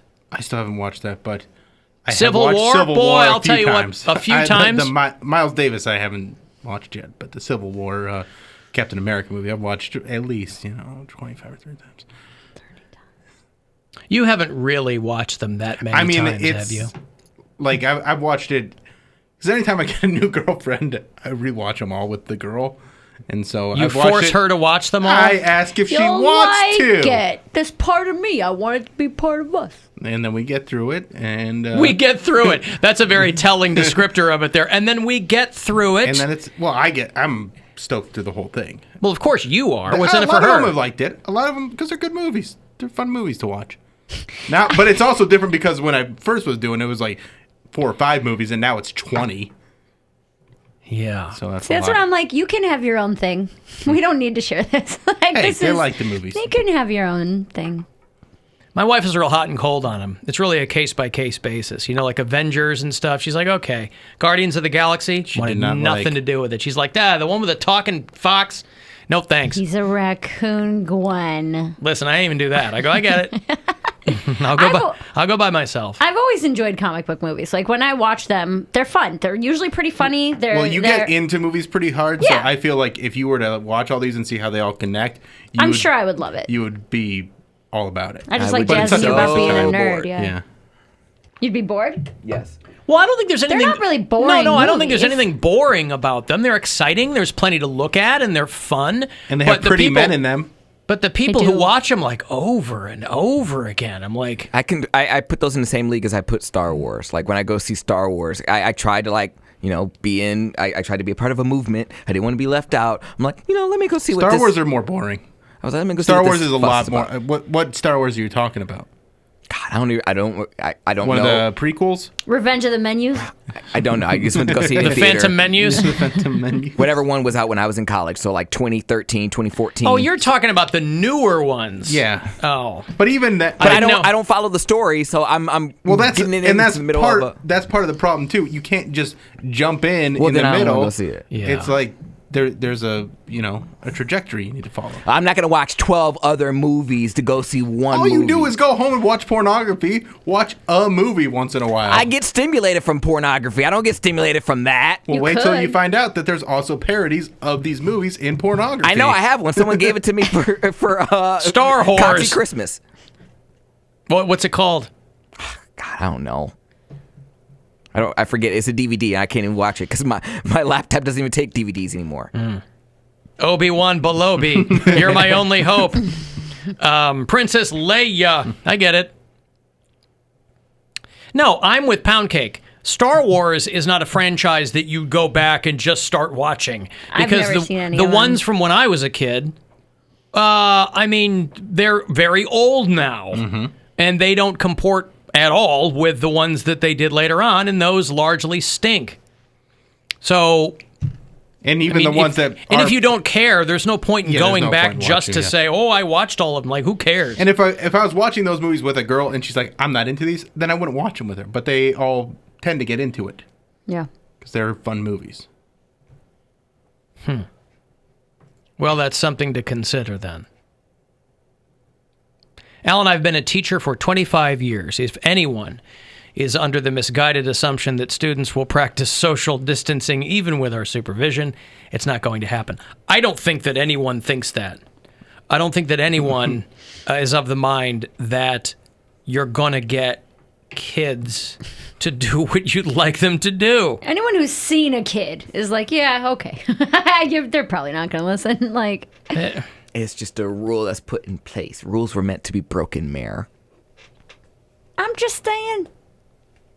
So me like throwing or spitting a spit wad is bad too? Probably. There's droplets, lots of them. Kids are going to do that. Or as somebody else points out, they're going to run around at recess. But recess might not even be a thing. They're going to lick their hands and touch each other and it's going to be you like got the Rona. It's the cheese touch from Diary of a Wimpy Kid, and now it's just the COVID touch. The COVID touch. You got the touch. What about PE? Now you're going to kill your parents. Yeah. What's that? What about PE? No and are we gonna wipe off the basketball before we play basketball and then wipe it as you pass they someone? probably won't have that. Yeah, they'll probably do something. They're cut out of PE. No, they'll probably have PE, but it'll probably be more just independent, like not playing like group doing like sports. calisthenics and stuff like that. Man, this is about to be a generation of fat, stupid kids. It's already that. Unlike the last one? Worse. Unlike Think the about last that. one of super fit children? Think of now it's even worse. They're taking away the forced exercise that they had twice a week for 30 minutes. Now you don't have to do that anymore. But there are a lot of schools where you could opt out of that anyway. Yeah, it's an elective. And a lot of people don't elect to do it. No, but when you're in elementary school, it wasn't an elective. You No, didn't have you had electives. to do You that. That's where I learned all yeah. the cha-cha slide. What else? The conga. You guys danced in PE? Yeah. You had to learn. There's certain dances you had to. We Just had the to learn fact the that you guys electric call slide. it PE and not gym is weird to me. Phys ed. Yeah, phys ed. Physical education, because it wasn't just about going to the gym, Bill. You also learned. We didn't learn anything. You learned about your heart rates and miles and they didn't do any of that. I learned a lot in the locker room. Oh, this guy. Whatever. You learn what you like. I was sexually assaulted. Thanks a lot, Mayor. Oh, well. When you say it like I learned a lot in the locker room, I'm like, oh, yeah, what do you like? I don't think trauma is going to come out of that. I learned if you don't say anything. I thought he said sexually insulted in the locker room. Well, I was that too. Yeah. Kids below grade 3 are not being made to wear masks. I thought it was 10. My wife is a preschool teacher, and we have a son with a genetic condition that involves his lungs and immune system. So we're especially excited. It's below the age of 10. Gotcha. Not grade 10. I'm an idiot. I need to go back to 3rd grade. Yeah, below grade 3. Yeah, they didn't teach us anything in PE or gym class. Gym, I feel like it didn't get called PE until I was in middle school. After that, before that, it was gym. I think they were trying to do the PE thing when I was like around like junior year or something like that.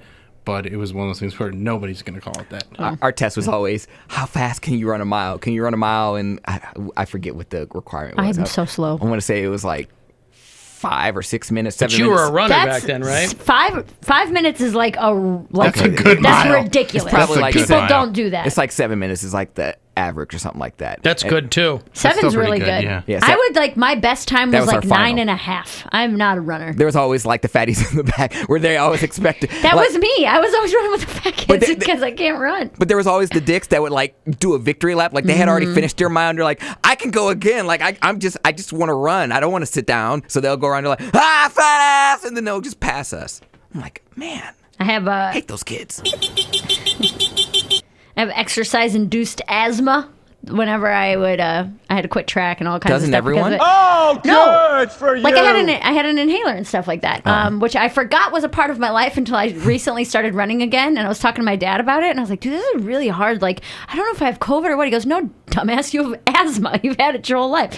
But I was always the kid who was like tiny, but I just couldn't run, so it'd be me and the big fat like lineman from the football team just kind of chucking in like last, kind of coming in when we could. You know? I ran okay. But do you currently have an inhaler? No, I haven't used it. I quit track in 10th grade, and cheerleading didn't really do that because you're not It's running. short You're bursts, not. yeah. It was short bursts of things like that.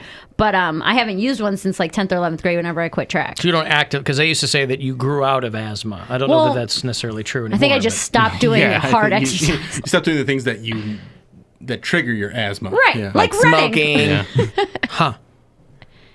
But Yeah. I was an okay runner. Like I wasn't fast or slow. I just ran funny. My legs would go out and my chest would poke out, so everyone would just make fun of me.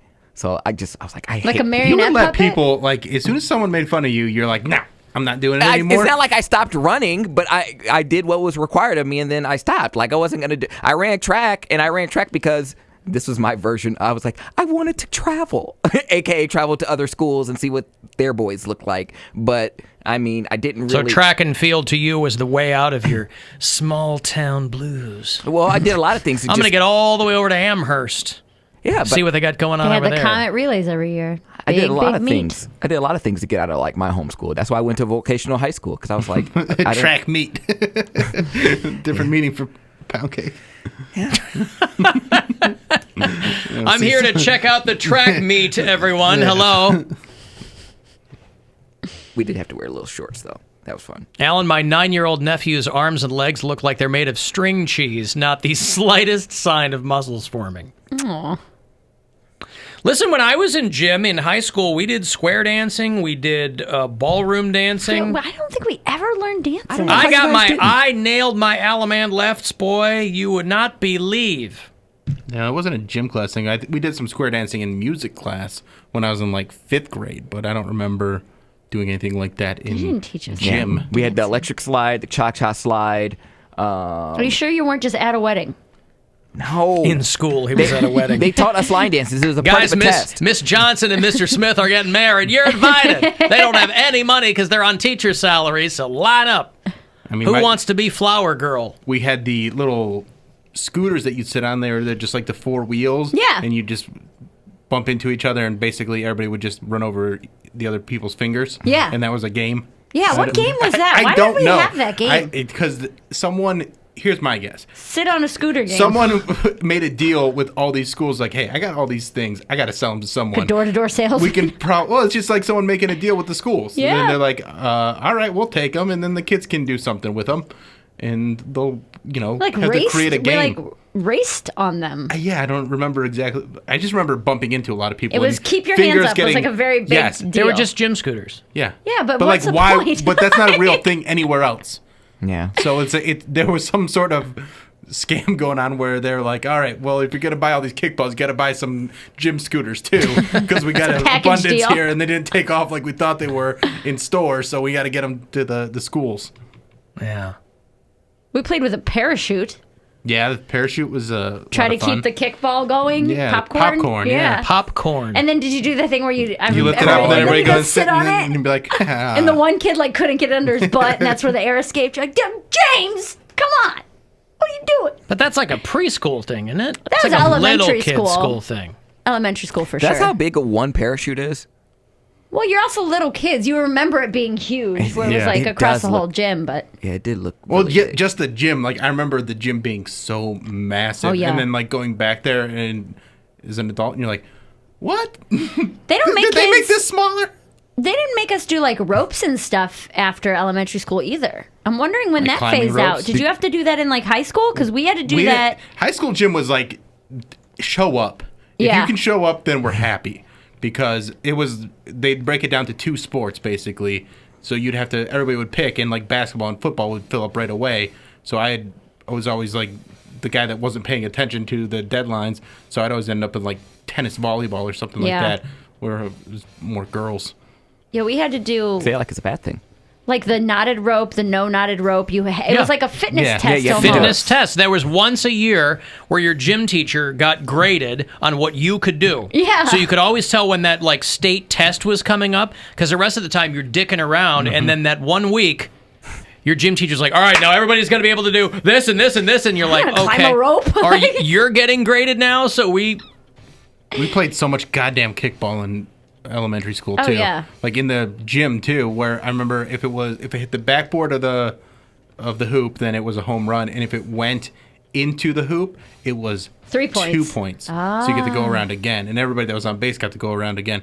And my friend Ethan did it once, and that day didn't have to buy milk the rest of the year. Oh, Everybody's like, right. "Oh my I god, got there's you, Ethan!" Milky. Yeah. Do we have to do? I think it was called was it the President's Fit Test or something That's like what that? I'm talking about. The President's Fitness Test. Presidential Fitness Test. And they set up cones. This was early 2000s. I was in probably 6th or 7th grade that I specifically remember it because they set up cones. I don't even think they do it anymore. And there was a beep, and Well, you look had at the president. This was Bush. Yeah, no, I know. I'm saying, but there was a beep, and you had to make it from each cone and back at the beep, and the beeps would get progressively faster. Yeah. And so then you end up like you're working up and sprinting, and then like if you didn't make it, you had to go sit down. It was like part ear exam, part Yeah. sprint. Alan, my best friend in 8th grade convinced me we should sign up for softball and volleyball. I said, that's a girls' class. He looked at me and said, that's right. Today, he's my brother-in-law. Means at some point his best friend started porking his sister. Yep. Think about that. Weird.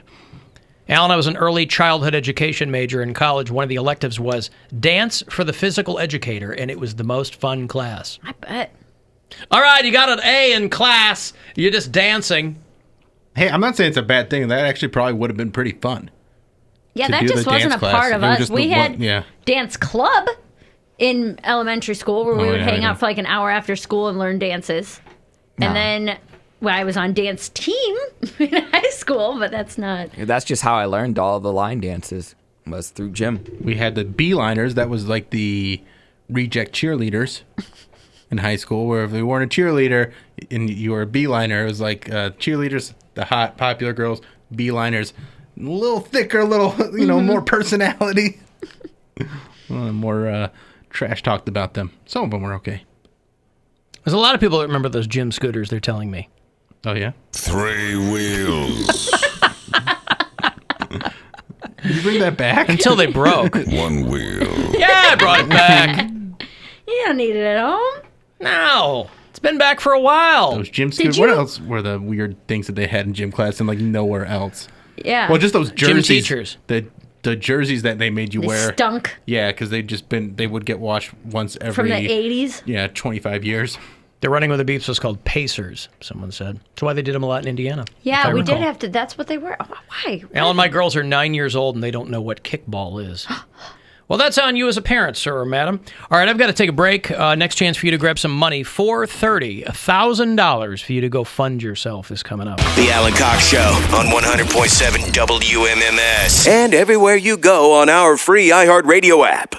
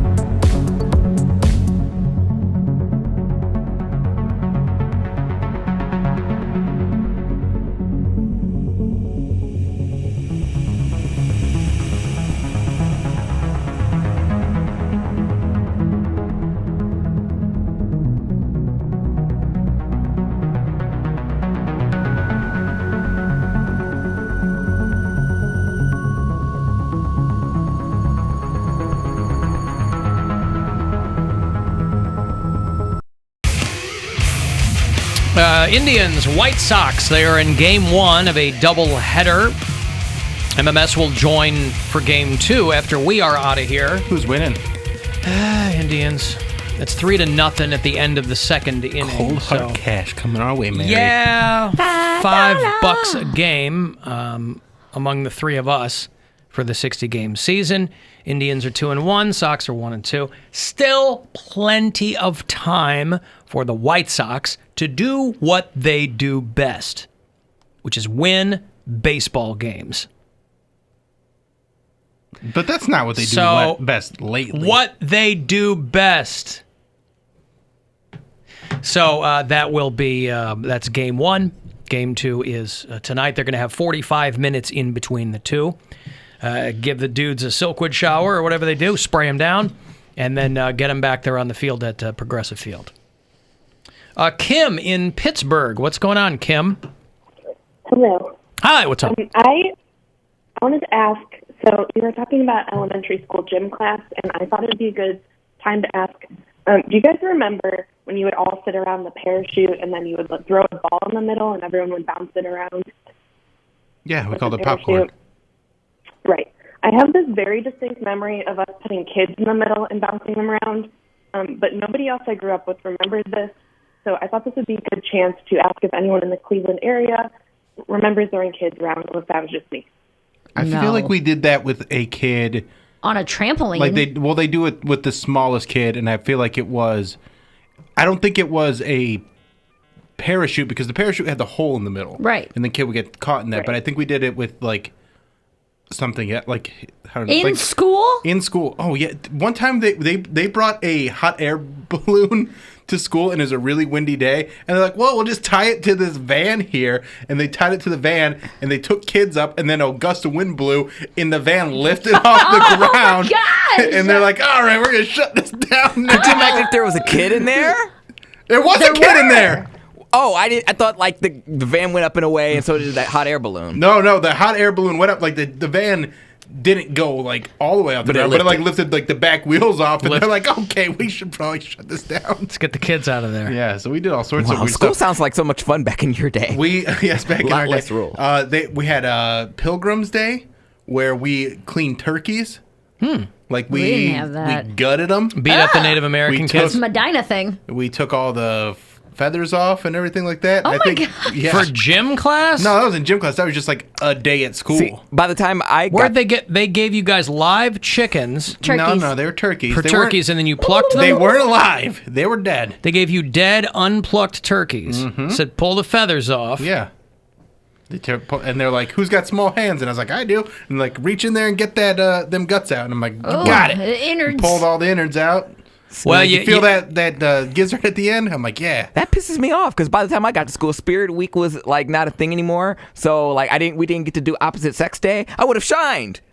Like the parents got pissed about like opposite sex day. So like my brother woke me up. I said, I want to see what you look like in the morning before you go to school. Do not forget to wake me up. And My senior year, we had Pimp and Hose Day. What? That wasn't officially sanctioned by the school, but it was No. something that they would do every year. And I remember this one girl with huge cans got sent home because her boobs were showing too much. Well, that's no way to be a pimp. Kim, you got a lot more than you asked for. I sure did. Yeah. That's somewhat helpful. Okay. Thank you, Kim. Her phone's driving me crazy. I can barely hear you, Kim. You call in. I want to talk to you, but I don't know what to say because I can't hear you. You got to read up your phone plan or something. Hey, Kaylee. Hi, Alan. Hello. So I have a bone to pick with William. Maybe it's not. Is it our fault? I was gonna, maybe it's our phones. Okay, what's up? Pick your bone. Well, first of all, I remember all the things you're talking about from Medina with Pimps and Hose Days and all those things. But what I was calling about is that you were... Just so I'm clear. Let me interrupt. Just so I'm clear. This was a school-sanctioned Pimps and Hose that Day. was not, sanctioned. it wasn't official. sanctioned. It was something that we would do every year, and they'd always try and shut it down. Right, okay. And then they would like try to reframe it. They'd be like, oh, it's 60s Day or 70s Day or whatever it was. But it was Pimp and Hose Days. I had a cane. I went to Goodwill and got a nice outfit. It was pretty good. I wish I had a picture of it somewhere. Did you have a pimp name? Were you like Don Magic Wand or anything like that? It was Vernon Pamplemousse. No, Purvis Pamplemousse. Purvis Pamplemousse was his pimp name. All right. My brother looked like a pimp named Slickback for his graduation. Slickback. Yeah. Damn, that's a cold ass honky. All right. You weren't like you Kaylee? weren't Bildo Squire or anything? Bildo was my nickname in 6th grade. Okay. Because I told all my friends what a dildo was. Go ahead, Kaylee. All right. So anyway, Bill referred to the Beeliners as the less popular hefty cheerleaders, and as a Medina alumni and a former and current band geek, you could not be more wrong.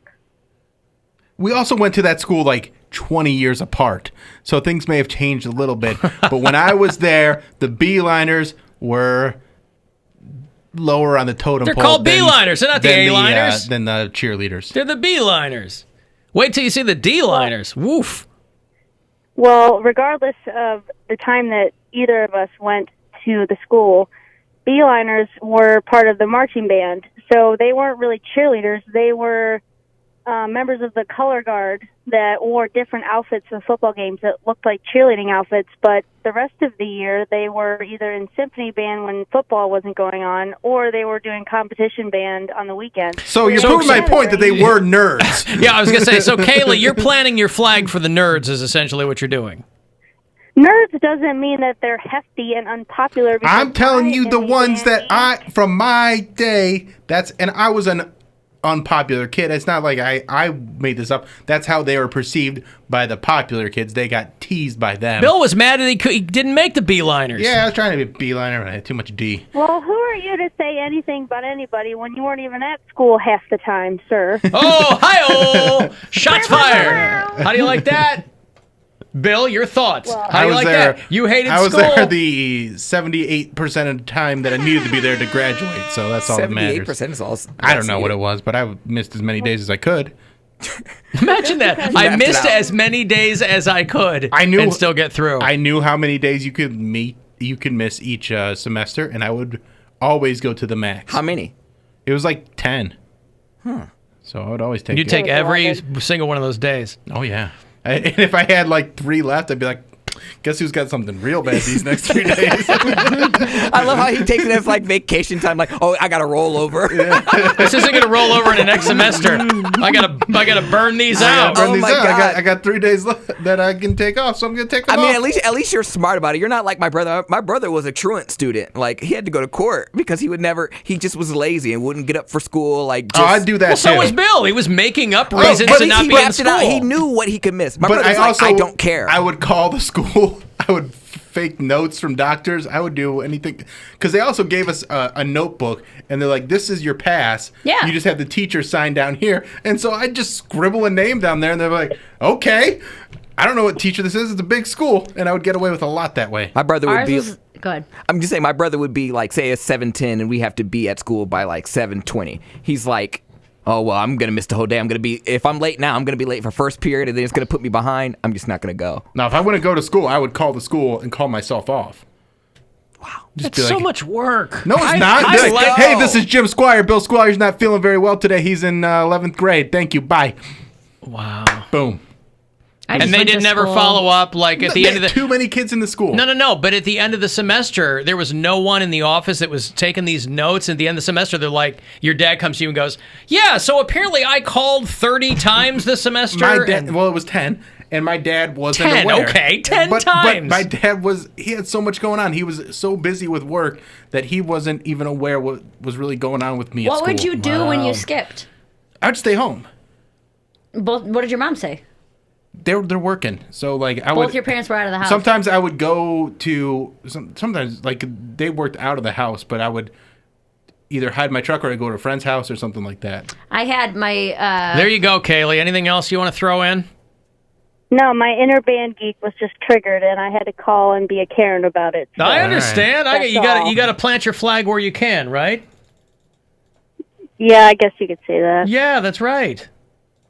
Okay, good. Anyway, Thank you. I miss you guys. Thank you, Kaylee. Miss you too. Later, nerd. What Kaylee was doing in high school. By the way, Alan, I think it is our phone. Nerd. What's that? I think it is our phone because I'm picking up people here. Oh, cool. All right. Yeah.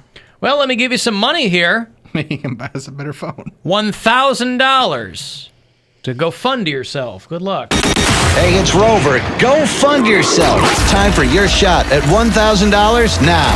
Text the nationwide keyword FUN to the number 200-200. You'll get a text confirming entry plus iHeartRadio info. Standard data and message rates apply in this nationwide contest. That's FUN to 200-200. Good luck and go fund yourself from 100.7 WMMS. Alan, I'm a teacher. Our district will have no recess or contact sports this school year. Chagrin Falls schools are planning on doing one optional online PE class a week. I'm sure people will be lining up to do online gym class. It might be fun. At-home workouts. Yoga or something, or like hula hooping. Yeah, kids in school are going to do that. They ain't going to do that. If it's a half hour that they don't have to be looking at a Zoom teacher, they might. Alan, this year's presidential fitness challenge is walking down a ramp, drinking water with one hand, repeating 5 words after 10, 15, and 20 minutes. If you get them all in order, you get extra points. And McDonald's. I'm glad that they're still doing it, though. Like you'll go person, woman, man, camera, TV. Well, let me write those down. Bro, he's going to get reelected. 7 days per semester, 14 days per year you can miss. It's called the 7-14 rule. I think it differs per Back school when Bill district, Squire though. was in school, they gave you 10 days, and I bet anything at his school, it was unofficially called the Bill Squire rule. They said, oh, we've got to dial these back to 7 days because this dude is taking us to the cleaners. The school is also under construction. I was not on anybody's radar. I was not paid attention to, and they're like, they were just kind of done with me. They're just like, whatever. I don't know how you didn't have like that anxiety. When I missed a day of school, it was like terrible. I was like, I'm gonna have all this. He didn't care. I know. I didn't do my work. So when you're like, oh, I have makeup work, I know. All I ever had was makeup work. I wish I was on never your level. did it. I wish you're a mood that I wish I had because I was like, oh my God, like I'm gonna get a failing grade. I because would only do the work when they would put me in school suspension. Because you had nothing better to do. You had to. Because then I had to do it. You had to be working on something. And I would get through it real fast and then just sit there. Just sit there, yeah. You can't have anxiety about something you don't care about. I know, and I wish I had a little bit of that because I think I care too much, and it's not like I learned much. Y'all hear me on this show, so it was just appearances wise. I didn't want to be looked at as difficult. How do you care too much about school? I don't know. I also do not know. Well, because the more we're in the same camp, whereas like the more you care, the better you do, the better you feel, the better schools you can get into. I don't know. I dropped out anyway, so it doesn't really matter. But school's something I took a lot of pride in, and I wanted to be good at it. It was a vacation from home for me. Like I was just like, it's Well, the and one that's the time I get to other see my thing. friends. School wasn't a nuisance. Right. It was just like something I went during the day. My therapist, when my parents were getting divorced, helped me learn that the reason why I was so good at school is because everything at home was falling apart. They were like, you're a straight A student, you just dive in because your home life is so crazy. But that probably couldn't have been some big revelation, though. Well, I mean, it seems like a pretty binary equation. There's home and there's school for kids. Right. And if home sucks, you're going to want school. But when you're 14, you're not introspective like that. You're not like, oh, I love school so much because you know what I mean? You might feel that way, but you don't know why. No, but I mean, you at least knew that you would rather be at school than at home. Right. That's why, I mean, I was always in cheerleading, but like doing like math club and like physics club and things after school. And I guess a stuff lot like of kids, that. when their parents get divorced, that doesn't mean they're going to do well in school. A lot of them, even good students, drop off because they're You're anxious distracted. about, As good of my kids are terrible. As good of a kid as I was, I always would hang out with friends that would get like expelled or like suspended. Like one of my friends like got into a fight, another one cussed out a teacher, another one beat somebody up outside of school. They all just like would get suspended or expelled, and then I'm just sitting there at the lunch table. And then by what? myself. What do you mean? Like when you get expelled from school, you got to find another school, right? Well, I think she had to deal with her mom, or her mom like softened the school district, I guess. So she was allowed to get her schoolwork and just do it from home. She was not allowed on school premises. Because she was beating people up? They have a program for that if you get expelled. I think she brought something to school. I think it was like, what was it? Pills or something that would like today, like maybe I think it was a little bit of weed. I think it was like some weed nugs, and they brought the dogs in, and you know they got her. Weed nugs. Yeah, and so she got expelled for that because they had like a zero tolerance policy. Alan, I wish I was like Bill, but I'm like Poundcake. I'm 31 and I still have dumb nightmares about school and failing tests. I've had nightmares like that where you show up and you're completely unprepared. I've like within the last year where I showed up to my high school and walk into a classroom and there's a test that day and I'm like, oh, I didn't study. I have So like a Billy Madison type dream where I'm back in school, but I'm my age now, Mhm. and they're like, you gotta do this finally. We're finally making you do it. I'm like, I have a job. Mm-hmm. I can pay for things. Yeah. I don't need this. And they're like, well, if you want to keep your job, you better get through this. And I'm like, God damn it, this is annoying. Can we do Billy Madison? How would we do that? For Bill? Yes.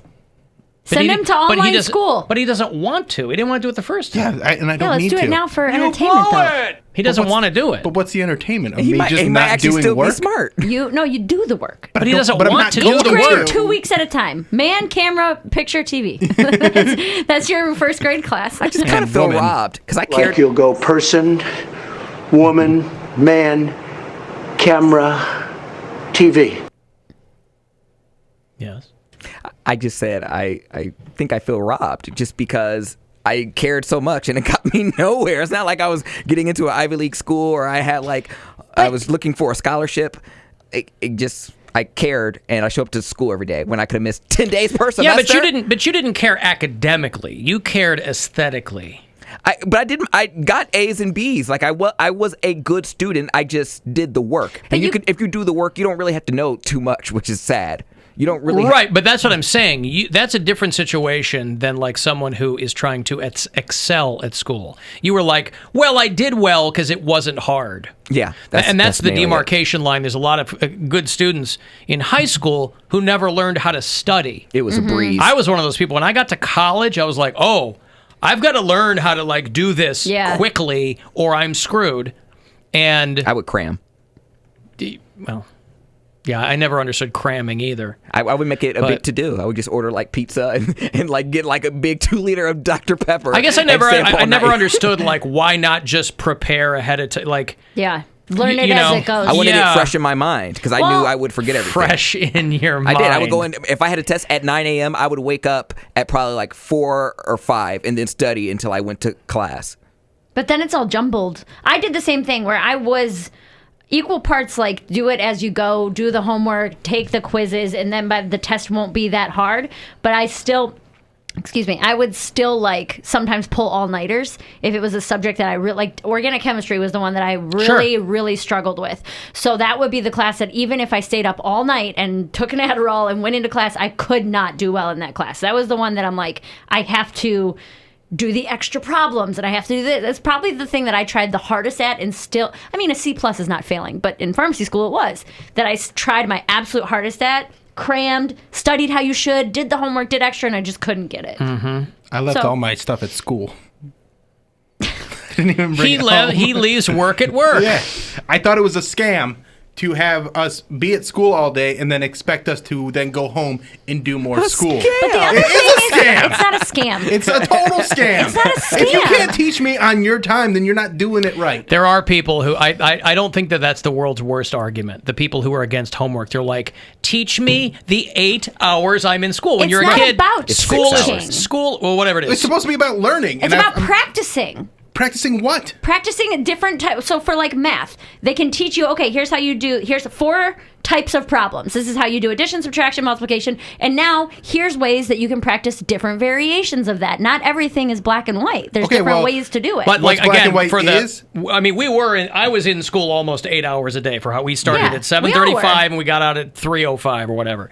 And it's like, if you can't teach me while I'm there. But homework wasn't about learning. Homework was about practicing. You learned in school. Your homework was to practice to do learn well. through practicing, but I'm saying, if you want me to do this, keep it at the school. That's a BS argument. It's not a BS argument. I think it is. Well, here's why I'll say that I see where he's coming from. But also, it's not like you had one class for the entirety of your day. Right. You have multiple classes. 37-minute classes. Right, and you're not going to knock everything out in 45 minutes or whatever. We had You could 50-minute knock out classes. enough. If you'd be like, all right, the first 10 minutes we're going to talk about this, then you try it, and then you go and do this. So if you the had whole way so that if, they did it was terrible. So if homework had not been a thing, would you have excelled at school?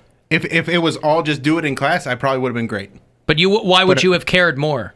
Because I have nothing else to do in the class. So if you make the lesson short enough that I can do the work in the class, I'm going to do the work. Because I did really well when that was the formula, because that's how it was through elementary school. Because they would be like, all right, we're going to teach you this, and then you do this worksheet, and you don't have to take anything home. There wasn't really any homework when I was in elementary school. I was able to do it all right there. Well, now I'm on board. We're going to start Billy Squadison next week. Yes. And we'll figure it all out. But I have to get some sort of thing out of it. Yes. What do you want? A sense of accomplishment, Bill. No such thing. A sense of accomplishment. I don't. I need something practical. Like what? I don't know. Something good. I'll buy you a new pair of It's your guys' shoes. thing. Something I'll practical. Buy my own shoes. I can buy my own shoes. He can buy his own shoes. How about being able to go to sleep every night knowing that you and Poundcake are no longer the dummies on the show? What about... How about that? How about the fact that I can go to sleep every night knowing that I make a very lucrative living having not jumped through all the hoops that everybody else had to jump through? But that's accidental. How? Because it is. Because it is. It's not. 100% is. Yes, Because it is. How is it accidental that I worked my way up to where I'm at? Well, first of all, I hired you for the show. Right, because I was good at what I was doing. But you had never done radio before. Right, so that means I'm really good, I guess. Well, I needed somebody, and you were the best of the ones that But it is accidental. It's luck, and it's not. You know what I mean? It's not like that. It's all luck. It's luck. Mary's here by luck. Yeah, but I'm not the one claiming that I earned every minute of getting here because I was bad at school. No, I'm not saying that I earned being here. I'm saying I'm where I want to be, and I didn't have to go to school to get here. But that is an exception, not the rule. I didn't say it was. I didn't say it was. But you preach it like, well, I dicked around and look at me doing amazing. It's like all the, I have to go to break here. Frustrating. I have to break, but you know what it is though? Is it's like all these dummies. Because they saw Zuckerberg and Bill Gates quit college. Yeah. They were like, I'm going to quit college. But they're dopes. They're like, you don't have $1 million idea. You're not Bill Gates or Mark Zuckerberg. I get that you guys got where you are and you did all the things that you did. But I'm saying for me, I'm very happy with where I am. And I'm happy with the way I did it. I don't like... That's okay. If you gotta go to a break, we can bring it back. You and I know, Mary. Yes. In life, there are no shortcuts. She's a college dropout. I am a college dropout. I've never said that I wasn't, but I also don't detest the idea of any type of academia. Like we're suckers because we went through. Yeah, I jumped through the hoops, and we did what we were supposed to do. I like knowledge. All right, I know what a burrito is. Okay, he's got you there. All right. I wondered why taco wrap. Watch me sell them. I wonder why there weren't dehydrated I like grapes. knowledge. I don't like the structure of school. It did not work for me. Okay, listen, that's the beauty of it. We all have different backgrounds and different ways that we get to the same thing, right? Correct. We all have solutions to our problems. Whatever. Mary and I have one way of doing things, and I got my own way. Right, and then Poundcake's doing whatever.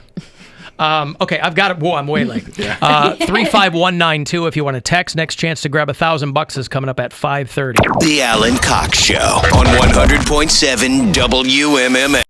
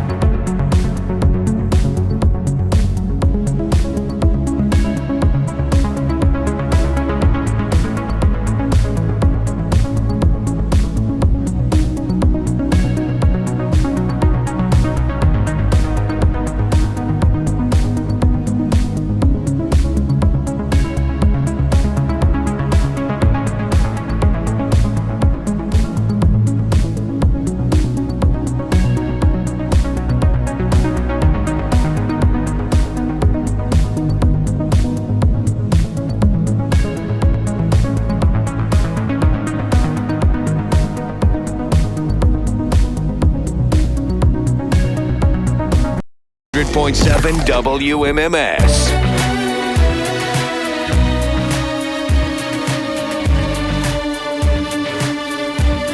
Tribe at the beginning of a doubleheader against the White Sox. The White Sox have pulled ahead of 0. It's now 4-1 Indians. I didn't get any updates. What are you going to do, right? We will join the second game after we are out of here. MMS will pull into the second game of that doubleheader. They got rained out last night. Today, a beautiful day for a ball game. It is. Let's play 2. So 4-1 right now at the top of the 4th inning. And there's $5 a game in the Alan Cox Show Fantasy Baseball League. Bill and Mary's A-team today against my A-team. So I'll be down $10 for this game if it doesn't turn around. But then I could make my money back on game 2. That's right. I could make my money back. Right now, you're down $10 overall. Yes. I am. That's okay. We'll see. Of course, just You money. got it. Yeah, Just you money. got $10. Yeah.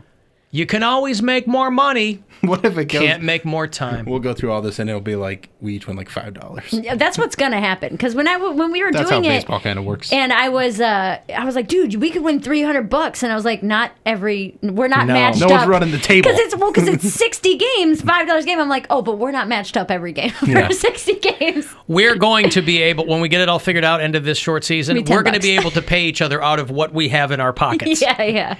All right, you owe me 10, you owe me 15, I owe you 20. Yeah. It'll be fine. You got Venmo?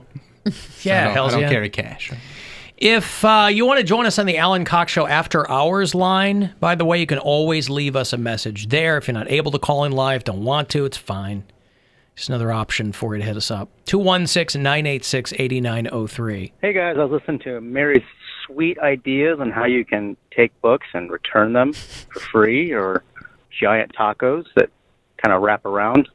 And I came up with a couple other sweet ideas that I don't think anybody's thought of. How about you call a restaurant, like let's say a pizza place, and you order food and they bring it to you. Or maybe go to like a fast food restaurant and not even have to get out of your car. Like they have like a window you can drive up to, and they hand you the food without even going inside. How about that?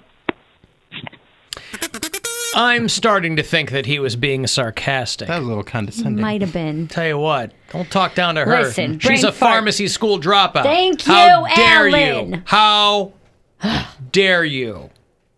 That organic chemistry. That's how I'll get my vengeance. Obama! Right. I'll ace organic chemistry one day and be like, ha! Showed you. People were offering their eulogies of one Regis Philbin. His former co-workers, of course, he did Regis and Kathy Lee for a long, long time, and she's been on the 4th hour of the Today Show for many years now. So she was able Big swallows over there. to give firsthand kind of anecdotes about Regis. I was up from Tennessee, where I live most of the time, and of course the first call I always make is to Regis and Joy, and so I said, can we get together, can we have some lunch? So they came over about 2 weeks ago. I saw Reg get out of the car with Joy, and I'd sensed much more fragility than I'd seen in him since the last time in January out in Los Angeles. We just had the best time, and after they left, I just thought to myself, Lord, is that the last time I'm going to see my friend? Because he was... Why is she talking like Madonna all of a sudden? She's got like this lilt to her voice or something. Failing, I could tell. What will you miss the most about Regis? Everything. Oh. I'm just so grateful the Lord gave me that final time. And it was so precious because when I talked to Joy the day that I found out, right after he had passed, she said, the day that we came to have lunch with you, she said, was the last time I heard him laugh. What, does Kathy Lee live in Nashville or something? Is she still married to Frank Gifford? Huh. Isn't he dead? Frank Gifford? Yeah. You might be right. Botox. I think that's why she sounds like that. Did she have it around her lips? I mean, Frank I don't Gifford know. did die. Probably Yeah, in you're her right. neck. I don't think people get Botox in their neck. They get work done. Maybe If you're not- on television, yeah. you could probably get it You can get it anywhere. anywhere. She got it right in the carotid, baby. You got to switch to the main vein. Because, I mean, if her husband died, then she's stupid rich. Because didn't he have a lot of money? What did he do? He was a football player. Football player, and then he was a television announcer. So Frank Gifford had some money. Yeah, she's stupid rich. Yeah, he died in I don't know why I 2015. keep saying that, but yeah. But I guess because you hadn't seen Regis Philbin for a while, that maybe because like Howard Stern lived in the same building as him, so he was talking about how the last time he had seen him, he just looked visibly kind of frail, which people aren't used to seeing Regis like that. So he must have been, Imagine that apartment complex. Like, you just got high rollers in there. That's pretty cool. Well, they ain't cheap places. I know, but like... Overlooking Central Park. Howard Stern's my neighbor. He's upstairs. Go. Well, it's Regis Philbin, so yeah. Howard! I know, that's cool. Like, yes, it is. Good old Uncle Regis. I just go over there just to see what celebrities are there. When I worked at Comedy Works in Denver in October, they put you up in this fancy condo. This is how I know I'm a poor person, other than my bank account. As soon as I walked in, I went to the website of that building because I was like, I got to know how much this place costs. Just because the bill and everything they had, it was just swank. I would think I was in the wrong spot. Well, it was just so swanky. Well, and I'm like, it's this is too nice for comedians. Yeah, that's like a is- rarity to have like a nice condo for comedians to stay Yeah. because usually it's the other way around where you go into the condo and It's you're like, trash. hey, what murder happened here? Right. Fire damage to the carpet. Right. But it was like each place was like just shy of $1 million. Like a 2-bedroom, 2-bath was just shy of $1 million at this place. And so when I would see people over the course of the weekend, just like in like a lady in yoga pants walking a dog, I'm like, what do you do? Like I was like, wait to see what kind She's of a cars professional they- divorcee. I was going to That's say, what she does. you Yeah. saw what she did. Right. But it made you think like, are there celebrities? Like what Denver celebrities? What live Denver in- celebrities live in this strip mall about half an hour south of downtown? That's exactly what it is. I I'm know. like, there's I know where gotta be I know where that people. is. There's got to be famous people. One, I know you don't have to be famous to afford $1 million condo, but kind of.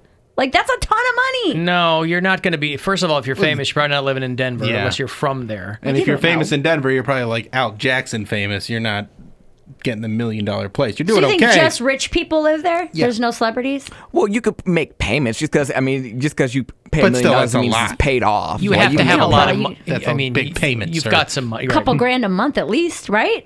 I mean, working You're the comic. math couple lady, you do grand it. a month? Yeah. I don't know how leases. Well, when you buy a place, it's over a certain amount of time that you paid off, right? So you It get is. $1 million over 30 years. Yeah. Or 15. So it's a lot of A money. lot of money, yes. Lots of money. Nicest place I ever stayed in was Airbnb overlooking the Toronto. What do they call it? The Needle or whatever's in The Toronto. CN, the CN Tower. Toronto. CN Tower. Yeah, and I was like, wow, look at this condo. And yeah, but Overlooking, you mean looked out onto the CN Tower? Yeah. Yeah. Overlooking. it wasn't on top of it. It was on real. top. It was taller than the CN Tower, and we looked over there. Hey, there it is. Hey, look down there. I remember visiting. Clouds in front of your window. My buddy was staying in the Plaza Hotel, and we went and visited him in his room, and it was incredible. And now we're like, okay, well, we're going back to Our room. to Jersey to stay in our place. Got to be like a Very 45-minute different, to an yeah. hour commute. That's the thing, boy. I learned early. If you have the money, spend it on accommodations. Oh, yes. Traveling's great. Anytime we travel, I drop money on where think you we should. stay. Yes. I was doing I don't want. that. I'm on vacation. I don't want to mess with anything. I want everything to either be within walking distance or there's a guy downstairs that can get it for me. On the road, it's not always the easiest thing for that, but then it gets to a point when you do it and you stay in such crappy places, like you're just in motels and you're staying on people's couches and things like that. It Where takes was less like, to make you happy. Well, no. It was like, I'm not doing this anymore. Like, staying with male comedians that live 6 to a house, I'm like, I can't.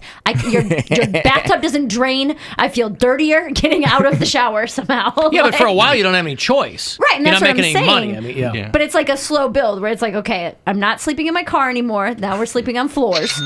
And then when you go from floors to like a motel, and then you can afford a Quality Inn who has the cold breakfast. You know what I mean? And you kind of move up and you get to the point where you're like, I'd rather break even on this trip or lose a little bit of money and sleep in a Holiday Inn. I'm working my way up to queen bed, hot breakfast. Yes. I'm so happy like TripAdvisor and Yelp became a thing because then Yeah. they started doing those trades where I was able to get hotels, and I only did it, that didn't exist when I was still out on the road full time. Yeah.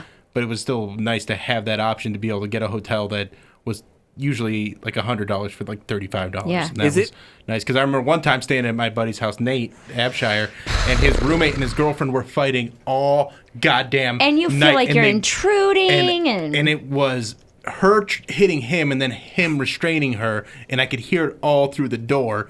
And like after a while, I'm like, I'm going. I'm I gotta go, So yeah. I just went and hung out at a Denny's for the rest of the night until we had to leave to go to the gig that we were doing. Is it illegal to sleep in your car unless you're at a truck stop? I thought it was illegal. You do it in a Walmart parking lot. That's where I would always go. Just park my car underneath a light is less likely for people to break in if you're under the light, and just pass out right there. Oh, okay. Alan, my buddy had a 2-bedroom in New York City that was really nice. His mortgage was $15,000 a month. Yeah. $15,000 a month. Okay, got to pay rent. But he was famous, right? Well, that's what I'm saying. People just could be rich, but my mind wandered, and I'm like, oh, what celebrities live here in Denver? Well, there are a lot more rich people than there are famous people. That's true. You know, so. Well, it's like even our friends that are comics that live in like Astoria and stuff like that, they all have roommates and stuff because it's so expensive Yeah. to live there. So they're like, all right, we're going to cut down on the cost of living by living, one, not in Manhattan, and two, with another grown person. At what age is it like acceptable to have what age is the cutoff to have a roommate? Like There's no cutoff. I don't care. Like if you're 40 or 50, What like are you trying to do with your life? That's what it comes down to. Okay. So if you're trying to make it as a comic, then be uncomfortable for a while. Bill Burr's got a great rant about this where he's like, yeah, I slept on a futon until I was 35 years old. And that's what because some people aren't willing to do that. But if you are, you're going to get there eventually. In any business. Yeah. Mm-hmm. I mean, at least show business feels like a bit more glamorous. Yeah. But as long as you can possibly go by spending the least amount of money, do that. And not Especially if you're making a lot of single. money. Well, yeah, Yeah. I mean, it's easy to do Yeah. if you're single. You don't have a family, you're nothing But I to think worry it about. gets to a certain point, and it varies per person, where it's like, I don't want to live with people anymore. I don't want to have to worry about coming home and you guys being in a fight or everything being a disaster all the time or whatever it might be. I never lived with people, which is why I lived in awful, awful places. I lived in the ground for 2 years because I don't want to live with people. Like that. I know I'm a young person, but like every place I've you're lived not at, that young.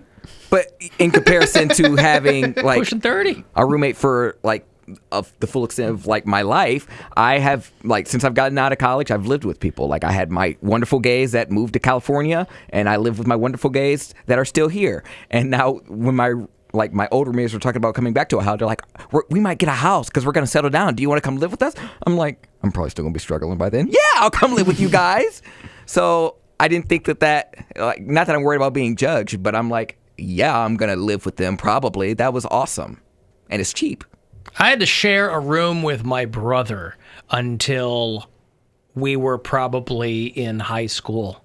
And I'm like, I love my brother, but he was a colossal slob. And I'm like, I'm not ever going to do. I was telling my daughter the other day, I said, when Uncle David and I, because I was regaling her with how amazing her room is.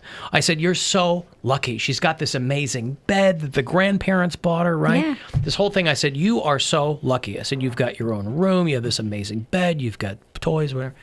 And I said, when I was your age, well beyond your age, I said, Uncle David and I shared a room that was a little bit bigger than her room, but not by much. We had twin beds.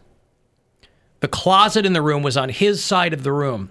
So anytime I needed clothes, I'd have to step over whatever debris pile he had steaming over there, right? Just plates and bowls. I had like what is this? booger wall. I had like a demarcation line of clothes. Like his clothes, I would line up his clothes and garbage like in a line, bisecting the room.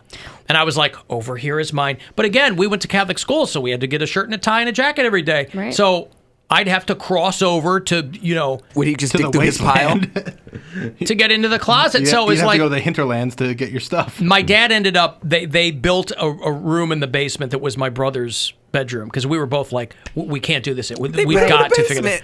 Well, we didn't have, we only had, we didn't have a huge house. But why didn't they put you in the basement? The basement room was the best. Because he wanted to be down there. My brother was like a mole person. Like he was like, I just want to. And when he lived down there, and I would go down like to wake him up because my brother was the guy who would like sleep through a bomb going off. So I'd be banging on his door in the morning because I'm Johnny on the spot. Yeah. So I mean, I would have to open that door and I'd have to push the door to close out of the way. Yeah. It was a nightmare. I'm like, I don't know how you're doing this. We put like how an are you old doing couch this? in the basement in like our old TV and just kind of set up like a area for us kids to go down there.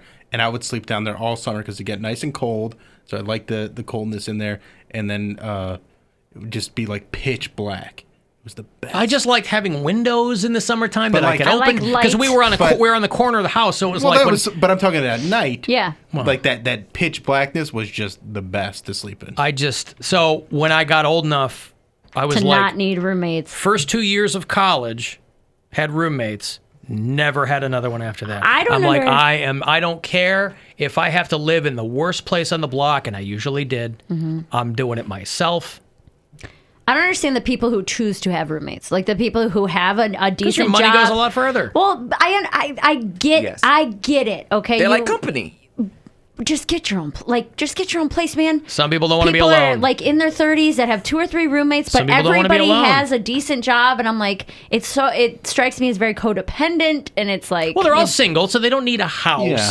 They don't want to get locked into. but just get an apartment, get your own place. But I I never got a friend that understood does not that, and wanting they your own do place. it that way because then they have a lot of money to travel. They're living very, very inexpensively so that they can spend money elsewhere because it's not that important to them. Experiences. Yeah, but how much money are you saving? If, A lot. Like You our can friend get a single apartment for $500-$600. yes, but our friend like Logan was living for like $150 to $200 is a it month. worth it? That's worth it. Yeah. He traveled a lot over the Yeah. last few years. I guess. He went Because everywhere. if you're spending $100 on a place you're barely in, you're Yeah, just that's going there true. to sleep and change, and then you're off somewhere else. It's like, yeah, you can make your money go a lot further. I guess. And who are you trying to impress? Like, what you know? Yeah. Until COVID, it was when you're spending money on a place you're barely in, but it's still my space because I don't get to be there a lot. I want it to be how I want it to be. I don't want to come in Well, they and have that your with their stuff room. be You can have everywhere. your room. Yeah, but that's just a room. I don't want to. What if I want to come into the living room and read a Well, book? and I think that's when it comes to having very like respectful roommates. Yeah. So that's really important, and that's difficult to find because there's a lot of people that are not great roommates. I might as well either stay in my bed or go outside and lick people. I sound so frustrated. Well, sure, when your only choices are staying in bed or licking people, that's very frustrating. Go back and listen to you yelling at me for not caring about math. That is gross. Don't get me started. Okay, I've got a break. Another chance for you to grab some money is on the way at 5:30, $1,000, and a chance for you to go fund yourself. If you want to text me, 35192. We'll be back after these. The Alan Cox Show.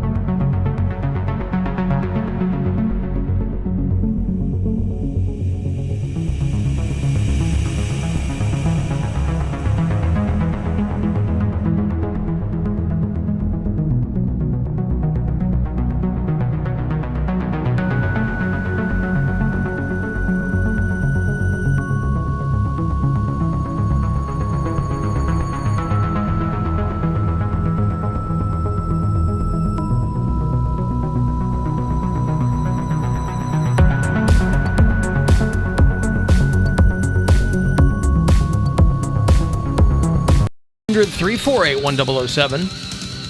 35192, number to text me. You can go to alancoxshow.com for just about everything else. You can hit me up there on social. You can check out the new Alan Cox Show Instagram hotties with our first male hottie. New episode of the Bill Squire Show featuring one Mary Lynn Santora, who, spoiler alert, is not the male hottie. I am not. And the new Poundcake is up there, the latest Poundcake. It's called Date Night. He'll have a fresh new one for you on Thursday. Indians playing the White Sox currently as we speak, 4-2, middle of the fifth. I was in the men's room in the break, and I really like the crowd noise piped in. Yeah. You like it? Yeah, watching it's weird to see whether there's no crowd, but to listen to baseball on the radio, it sounds you fine. Almost forget that there's no crowd there. Mm-hmm. Yeah, I do like it. So it's like a nice thing for you because being a White Sox fan, you don't really know what that sounds like otherwise. You know what, Bill? That was it. Well, I'll tell you what, it's funny because some of our customers will always give me a hard time for repping the White Sox, and to them I respectfully say you can feel free to munch my taint because I'm repping my home team. If you were to move to Dallas, Texas, you wouldn't immediately become a Rangers fan. It's just stupid. No, I appreciate that you like the White Sox. Of course. It's fun to just kind of go back and forth. I understand. But I always get listeners I'm like, oh, shut up, you loser. Yeah, and I appreciate that you're a White Sox fan and not a Cubs fan. Because that's the more of the front-runner team in Chicago. I guess. What other cities? It is a Cubs town. What other cities have two teams? New York. Giants, Mets. That's L.A., because they have the Los Angeles Angels of Anaheim and the Dodgers. Florida? Florida, well, It's not a city. That's not a city. Not a city. The city of Florida has 2 baseball teams, so. So 4-2 Tribe right now. That is the first of 2 games. They got rained out last night. So second part of the doubleheader you will hear tonight on WMMS, your FM home for the Tribe. If you want to call the Alan Cox Show After Hours line, most people do it when we're not on the air. Some people do it when we are on the air. That's your prerogative. It's your right as an American. It's 216-986-8903. Hey, Alan. It's John in Akron, longtime listener, first-time caller if the after-hours line counts for that. So all summer long I've been missing baseball and hoping that would come back. And now that it's here, I'm hit with the awful reminder of the consequence of having baseball games, which is that we're all cheated out of full-length Alan Cox shows. This probably makes me a terrible person, but as soon as I realized that, I may or may not have been secretly hoping for a massive COVID outbreak among MLB players. And today, I hear about this outbreak with the Miami Marlins organization. So, fingers crossed that this is the beginning of getting back to Alan Cox shows that are not truncated by baseball. We don't get Have a good one. Hold on. I'll tell you what, listen to that. There's a guy who would rather, because baseball does cut into this show sometimes. It will cut into the show tomorrow because it's a 6:10 start. So what time are we off tomorrow? It's like 6 o'clock. You know, we just go, when it's early like that, we just go right to first pitch. Yeah, we don't do the pregame. We go. So we're 6 gonna o'clock. lose 10 minutes. We're going to lose 10 minutes, Bill, tomorrow. But that guy really, really doesn't like that.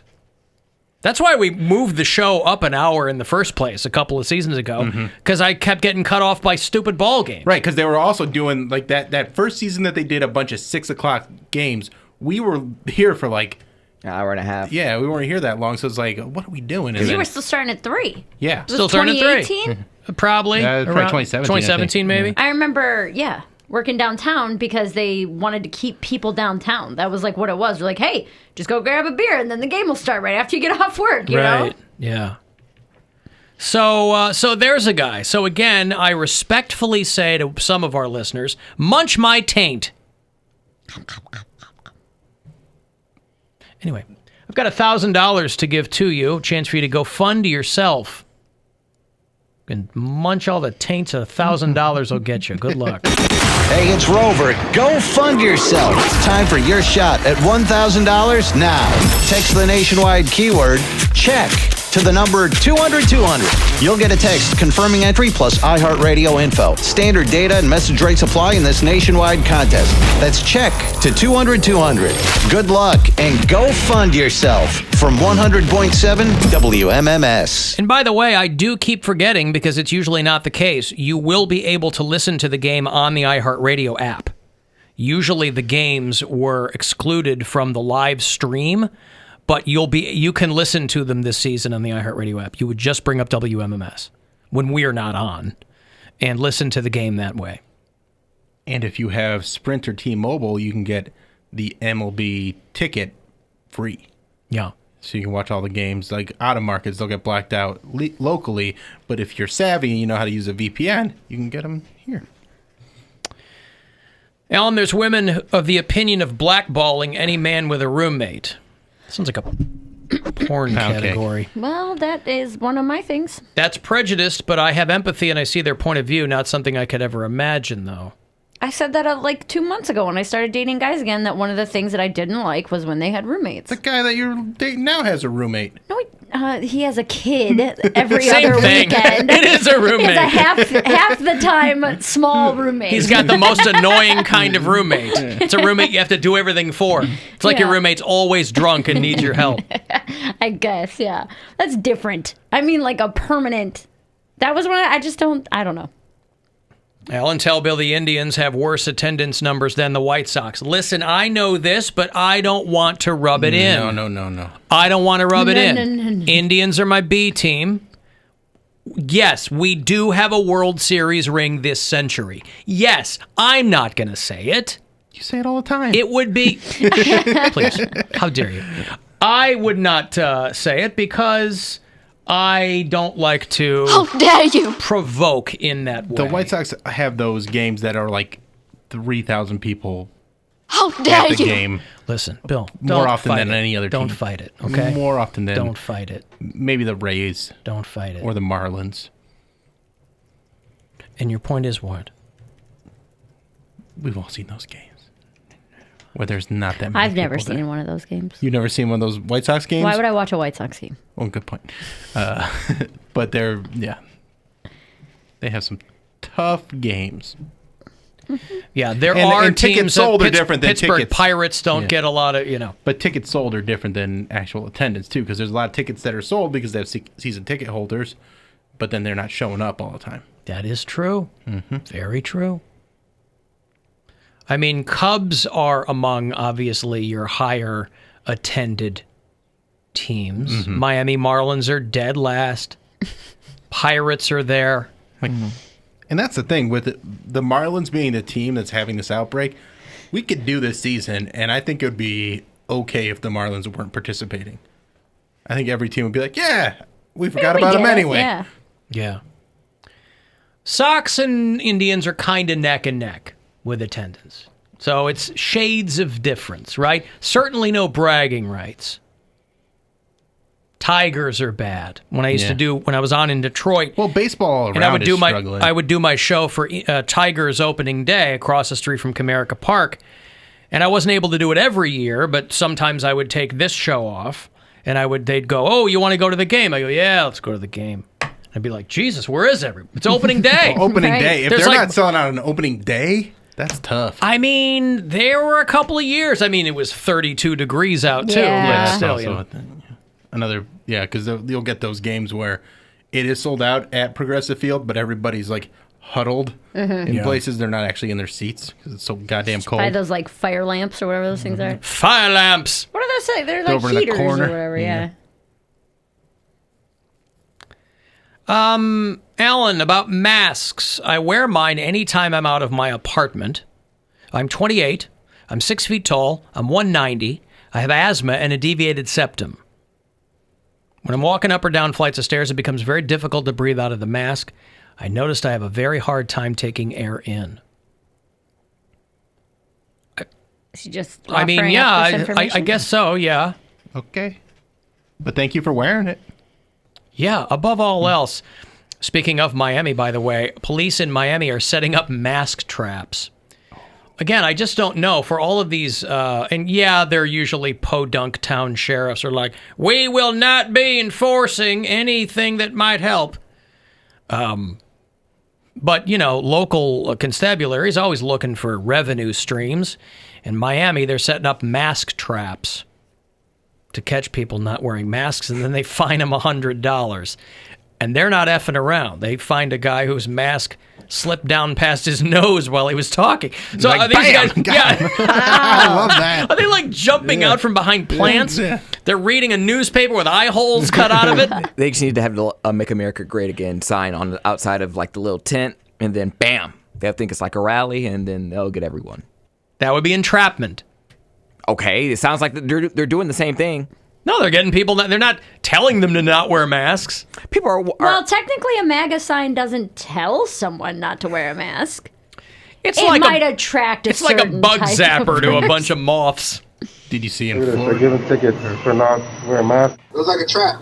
It was a mask trap. As I'm talking, it slides down a little bit, so my nose was naked. You have to wear it properly. If you're not wearing properly, it's not like you're wearing it at all. $110. Use a little more common sense than ticketing people with masks on their actual face. Cover your Why nose. don't you go after people who have no mask? They're not screwing around down there. Cover your nose. Did you see in Texas, they reported like 600 deaths last week because they actually started counting them from like in a different way. Counting them in a different Well, way. they actually went with death certificates because they were just going by like Guessing? each county was kind of saying like, oh yeah, we think this was COVID, but this one's a heart attack and this and that. Oh, I see. And so now they're actually getting more official results, and so they jumped to 600 last week or I 1,000 see. last week or something like that. And now they've got the hurricane down there, too, mucking things up. There's a woman in Michigan who just owns an ice cream shop. I think this is in the Grand Rapids metropolitan area. We have people out that way. Kelly Larson, she owns the Front Porch Ice Cream Shop. And she's like, I'm just trying to serve ice cream here. You know, it's Michigan, so you got a coin flip as to who you're going to run into there. But she's upset because people keep yelling at her employees. Her old teenagers scooping ice cream. It was like that guy months ago at the beginning of this. It was in like New Hampshire or something. He had a girl quit mid-shift. Because people can't be cool. Child. Can't find anything happier than Now ice they're cream. yelling at them. Why? How could you ever be angry eating ice cream? Well, I think the issue is that they're not getting their ice cream fast enough. So they're angry that they don't have the Or ice they're cream. wearing the mask. They're or getting whatever. angry because they're being asked to wear a mask. But if you're going for ice cream, when we saw our in-laws over 4th of July in Michigan, they have my in-laws have a big lake house, and so it was just us and them, right? And we went to get ice cream in like this little downtown area near them. We all had masks on.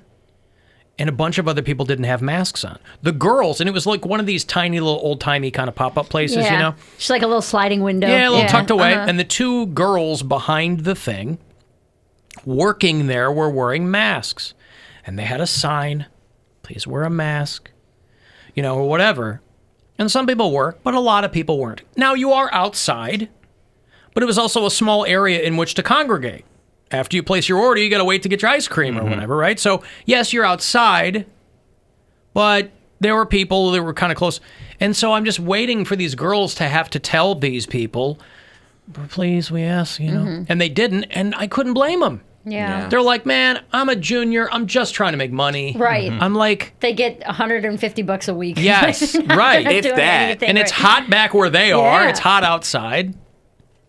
I am not political. I'm an ice cream store. We serve everyone, and we're happy to do so. I'm thrown in the middle of this as a small business owner. I don't know what to do with them, quite honestly, and neither do... Gee, you can't tell she's living in Michigan. Ay, Christ, I don't know. 16 to 20-year-olds. That's not their job, and it shouldn't be. I have to protect my employees, I have to protect my customers, and I have to stay in business. And if I don't follow the law, I don't get to stay in business. Yeah.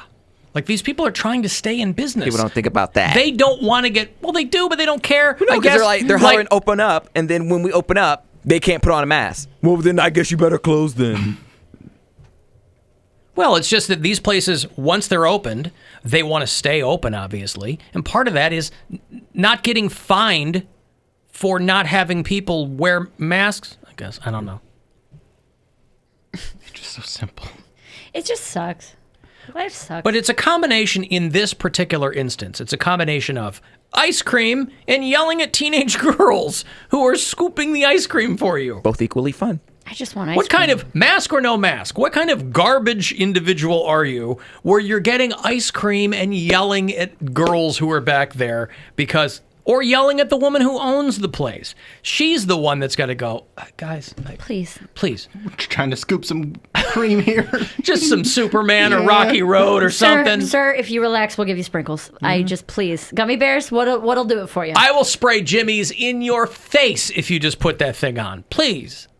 I'll let you scoop them up in your mask. It's like Mary says. It's summertime. It sucks Ice cream. wearing the mask. We I all hate know it. that. We all hate wearing the masks. But if it means that we can slow the spread a little bit, then it's worth doing. Yeah.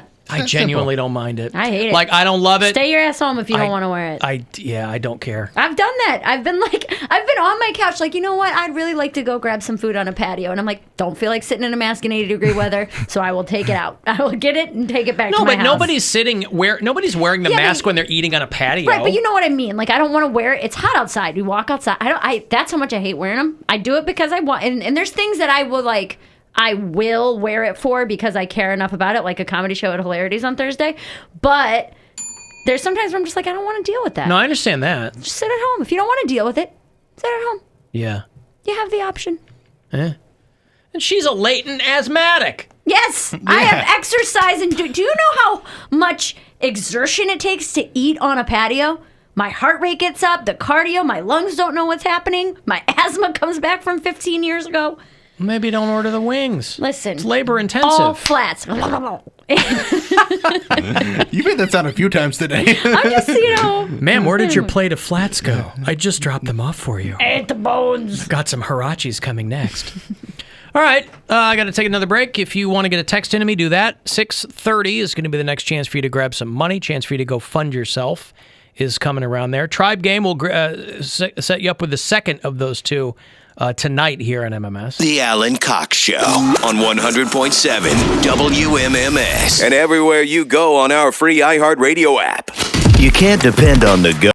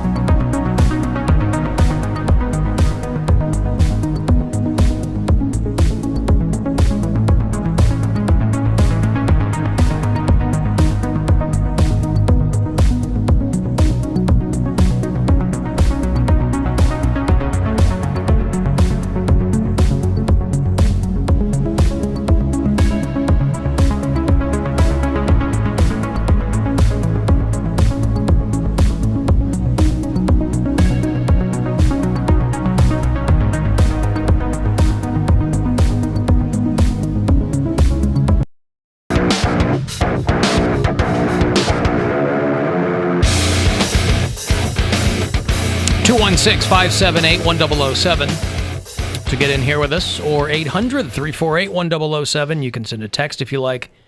35192. What's tomorrow? Wednesday? Wednesday. Bit of a shorter show for us. That Tribe game first pitch at 6:10 tomorrow afternoon. Another phone call on the Alan Cox Show After Hours line, and you can use that anytime you like. It is 216-986-8903. Good day to the Alan Cox Show. I wanted to give a call in because I am the woman from the video you played on your broadcast yesterday. And I was made aware of it because after my clip, that Bunnings clip, went viral, I did enlist the services of a publicist. You remember the lady that we played yesterday? Played the viral video of the woman in Australia, and I was pointing out that we haven't cornered the market on people who don't want to wear masks here. They're in every country, and this woman goes viral in Australia for being in essentially what looks like an Australian Costco called Bunnings, and rattles off a bunch of nonsense about how it violates this and that act and You're whatever. not a part of the Australian government? Right. And also, why isn't the publicist calling us? Hold on. Let's see if she tells us, Bill. And first, I will say to address Mary's comment, a very rude comment about our inflection, that it is correct. It does go up, almost as though it's a question. And I do have a question, and I'm questioning the audacity of Americans really having an opinion on the ways of Australia and its citizens. We are different in climate, temperature-wise. You're right. I shouldn't have questioned. I forgot about the climate change. Although no different on the context in question, obviously, on the med, but yes, different in climate. That is true. How did I The forget? toilets probably go the other way. I thought that was a myth. Types of Is wildlife? that true? I don't It's a know. myth? I don't know. I would think that all kinds of people who visited that country could put a period on that. And sociologically. And I'll have you know that the Charter of Human Rights, the 1948 Charter of Human Rights, exempts me from wearing a mask, much like I would imagine your Constitution does. So I would say before you have an opinion on something you know not the full extent of, you would want to get the full extent. And you can keep wearing masks in your country, but you may also need a mask for your eyes, which they do call a blindfold. And you should have one because you are wearing them even without it, because you will not keep this kangaroo tied down. So I'll end here, quite literally saying, and I'm not saying it the way that your fans do say it, as I understand. I'm being quite frank with this point. I hate the show. And that's not a question. That's not a question. Sounds All like a right, question. So she hit us up. There you go. That was great. I enjoyed that a lot. By the way, I'm checking the Universal Declaration of Human Rights of 1948. Nothing in there mentions anything about a mosque. What about a mosque? A mosque? Yeah. Like a place of worship? That's the way she said it. She meant. That's the way she said it. Maybe that's what she meant. Because they're different in climate. They're different in religion. We don't know what she's practicing over there. Yeah. Well, she might be onto something there. Anyway, thank you. It's called the Coriolis effect. Yeah. There you go. Not to be confused with the Coriolanus effect. Or the Cornelius effect. Which, of course, if you're a Shakespeare fan, you can fall prey to that. What else? Oh, there's a Dr. Fauci baseball card. All right. Sold out. Wait. It's first run of printing. What? Did you ever get your bobblehead? I did not. I ordered You sucker. in the earliest days. I only have myself to blame, and secondarily, the Bobblehead Museum in Milwaukee, Wisconsin. At this point, it'd be quicker to have one of my brothers drive up there and get it for me. and just mail it to me. In the early days of the pandemic, the Bobblehead Museum of Milwaukee, Wisconsin was doing, they were doing a limited run of governors that seemed to be taking this whole thing. You know, they were rock stars at the beginning of this because they were the ones that were taking things seriously. So it was Mike DeWine. It was Gavin Newsom of California. It was, I always want to call him Mario Cuomo, his dad. Andrew Cuomo of New York City. And Amy Acton, who was the former head of the Ohio Department of Health or whatever. And so I ordered, it was quite the impulse buy. I ordered an Amy Acton bobblehead. Still haven't gotten it. You think that'll be an issue with the baseball cards? It's going to be an issue with Alan B. Cox. And when I have to hit up Alan Bartholomew Cox. Alan Bolcephus Cox. When I have to... It's my favorite type of dressing, Bolcephus. When I have to call the Bobblehead Museum in Milwaukee, Wisconsin, and tell them, look, this is Alan Bolcephus Cox. Schlemiel Schlemazel, get me my bobblehead. Whatever it is. I already set aside she's not even in the position anymore. Now it's like a collector's item. No, now it doesn't mean anything. If anything, that should make those probably get it at Christmas. Ice cream girls feel better. Like, wow, I mean, I'm on the same level as a doctor. I'm getting yelled at by grown men and followed home, and my door's getting beat down. I don't know if that's going to make them feel all that great. So they did granted, Dr. Fauci, according to, I guess his first pitch was nothing to be proud of, but Topps Trading Cards set a record with a print run of over 50,000 cards that sold out. Dr. Anthony Fauci. They just set a record because LeBron had a rookie card that sold for like $1 million or something. It's like the most expensive card ever sold. Oh, yeah? Yeah. It surpassed Toronto Blue Jays first baseman Vladimir Guerrero Jr., and who could have forgotten him? So, yeah, they print run of 51,000 cards. The Blue Jays guys' cards were 19,000 cards. So they they beat it by quite a bit, I guess.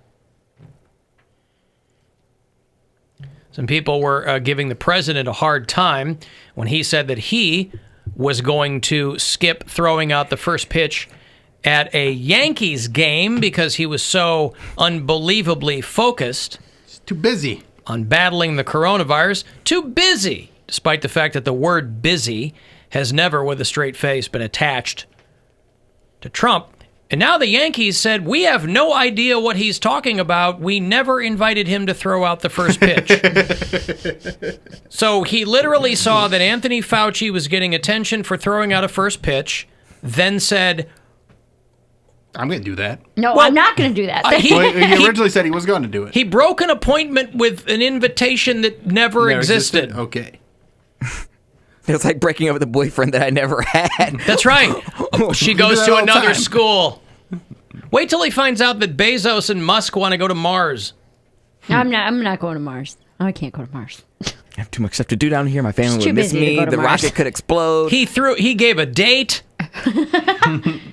Was this on- August 15th, he goes, I can't make the ceremonial first pitch because I'm so busy focused on the coronavirus.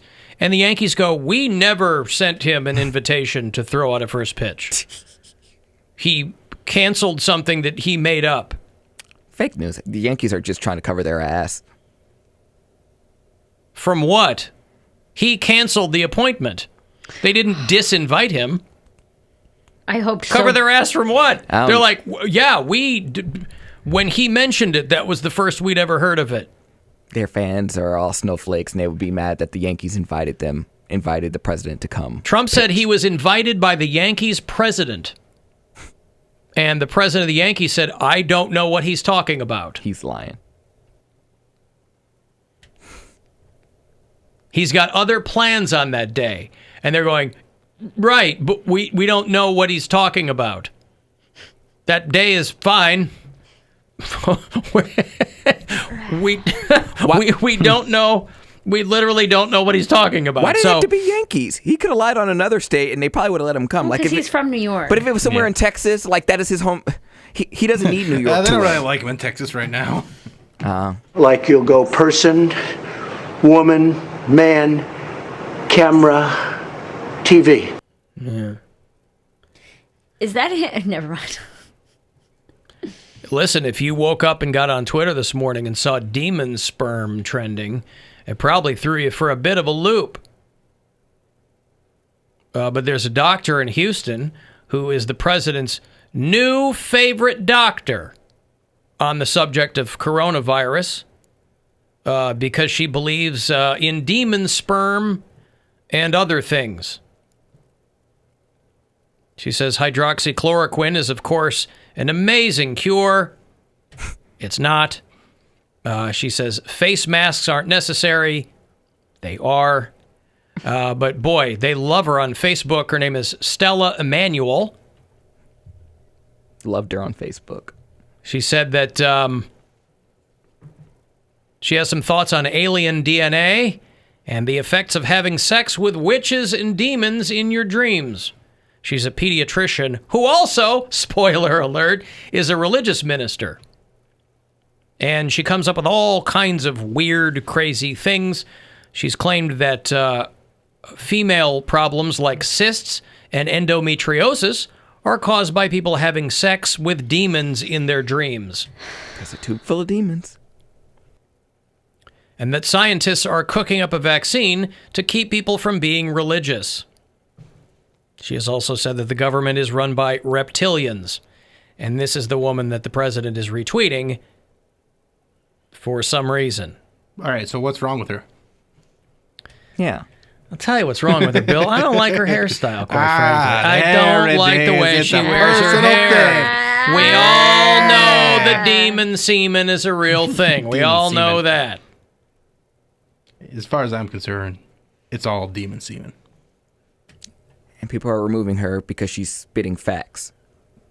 She's spitting something. Swallowing other things. Demon semen.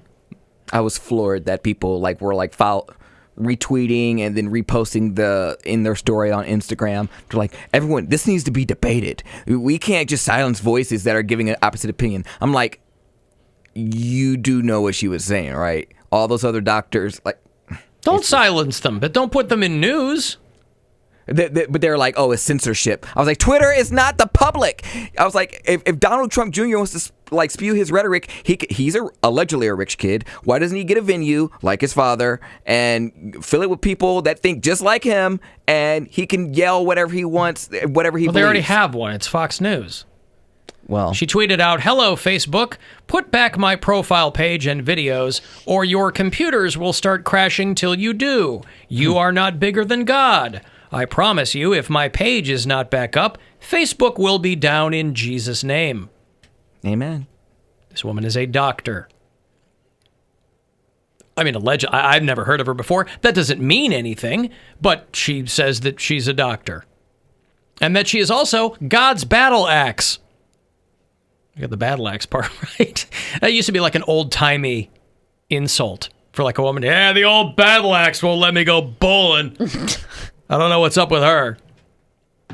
So she's a registered physician in Texas, and she operates a medical clinic out of a strip mall next to her church, which is called Firepower Ministries. She's a native of Cameroon and received her medical degree in Nigeria, which is not to say that they don't have legitimate... Nigeria is one of the most, ironically, one of the most successful African nations there are. A lot of doctors and lawyers and very well established and successful people come out of that country. But they also have doctors, who think that if you have cysts, it's because you were having dreams of demon semen. Dreams of it. Not even, she didn't even say that you actually did it. You dreamt about it. Dreamt about it, and now you're being punished for it. Just dreaming about it. What's the difference? Hey, it's like they say in the Bible, just looking upon a woman with a lustful eye is a sin, so you got to pluck out that eye. That's what they teach in Catholic school. Mm-hmm. A sin is full consent of the will. You don't even have to do it. It's like precog technology. I might as well do Jesus Minority Right. Report. I'm like, I might as well get my full sin. I don't want to half-ass my sin. I'm not lazy. I'm not going to half sin. If I'm going to sin, I'm going to do it. That's what we figured. We're like, look, if I want to put my hand down her cheerleader skirt, I already thought of it, so I've already committed the sin. Might as well do it. Let's go do it. That's more of an up situation. It reminds me of this. Well, he wasn't great with the ladies. I was great with the ladies. You were in that down? they go, My please, bloomers. up the shirt, Up the rookie skirt. move. No. You said skirt. Yes. He said that's more of an up thing. To go up a skirt. You go yeah. up the skirt. You don't go You down, go down the a skirt. skirt. Down the skirt, Bill. You pull, because you've already slid your hand up the sweater. Then you do a right turn, 3-point turn, right down the skirt. Right? Anybody can go up the skirt. You need the move to go down through the waistband. The wrist dexterity. Yes. To go down the skirt. I don't have carpal tunnel. And your little bloop, bloop. What am I hiding my light under a bushel basket for? I don't know, Alan. I've got all this finger mobility, right? I'm going to use them. Yeah. I'm warming them up. Up the skirt. You're right. Amateurs. Hey, Angelo. So with this nut job out in Texas, everything that she believes in, it's what you can't make up that's always the funniest. Sure. Well, listen, again, but it also goes to show you that there are going to be people who have some kind of medical license. I mean, I don't know if this woman, you say she's an MD, doesn't mean that she legitimately practices in the... That's like Ben Carson. I mean, she's registered in Texas. She's on the Texas Medical Board. You can go down to, I think it's like Paraguay or something, and take a dental school for 3 weeks, and now you're a licensed dentist. Yeah, you're licensed in Paraguay. I don't think everything translates up here. I think. But you're not licensed here then. Well, it says she's on the Texas Medical Board database. Yeah, I don't. Yeah, thank you, Angelo. I'm having a hard time hearing you there. It's rotary phone or something. It's calling them inside a black hole. But she has posted, mind you, all of her YouTube videos. They're not videos of her talking about medical procedures. They're her talking about what she does at her ministry. She's trying to get those tithe bucks. The what? Tithe. Gotcha. Okay, because it sounded like you were saying tithe. Tide bucks, yeah. Tithe bucks. All kinds of medical issues that women have, and men, impotence. It's caused by sex with spirit husbands and spirit wives, like demons in your dream world. So there you go. Even in her Make dreams, a lot of sense. even in her dreams, she's married to the demons. It's the only way you can bang them is if they're your demon husband spirit, demon spirit husband. That's not so strange. In my fantasies, I still get cheated on by my boyfriends. You got some serious things to work through, man. Yeah, He's dreaming. He's dreaming of demon semen. Dude, just go to therapy. How you think I know about the Just Maldives? please I go was to dumped in the therapy. Maldives. Had to take one plane out to another island. He has a dream where he gets dumped in the Maldives.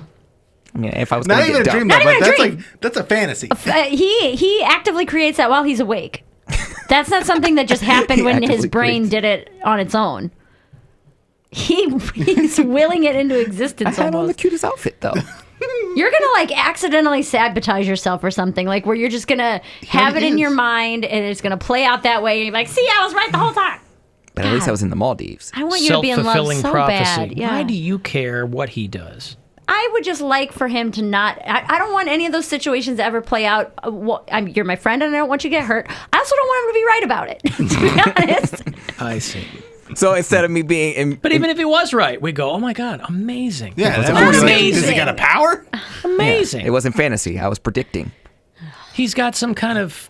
You're the one that believes in Ouija boards. How much of a stretch is it to figure out that maybe he sees his own future? He doesn't. You don't know that? I don't know, but I feel like he would have the most messed up vision board of all time. It's like just like a ripped in half heart over a mountain or something. Yeah. Alan, you go down the skirt, you got to use your thumb as a belly kickstand. See, this person knows. Belly kickstand. Knows. I know what the claw is for. Lemmy knew, and I know. Alan's dreams affected the body. I'd have John Krasinski's baby right now. Now, that's some good news we can all get behind. All right, I've got a break. If you want to get the last word in, shoot me a text, 35192. Going to have game 2 of the Indian Sox doubleheader for you shortly. I think 7 o'clock is when we will join that. And we'll be back after these. The Alan Cox Show on 100.7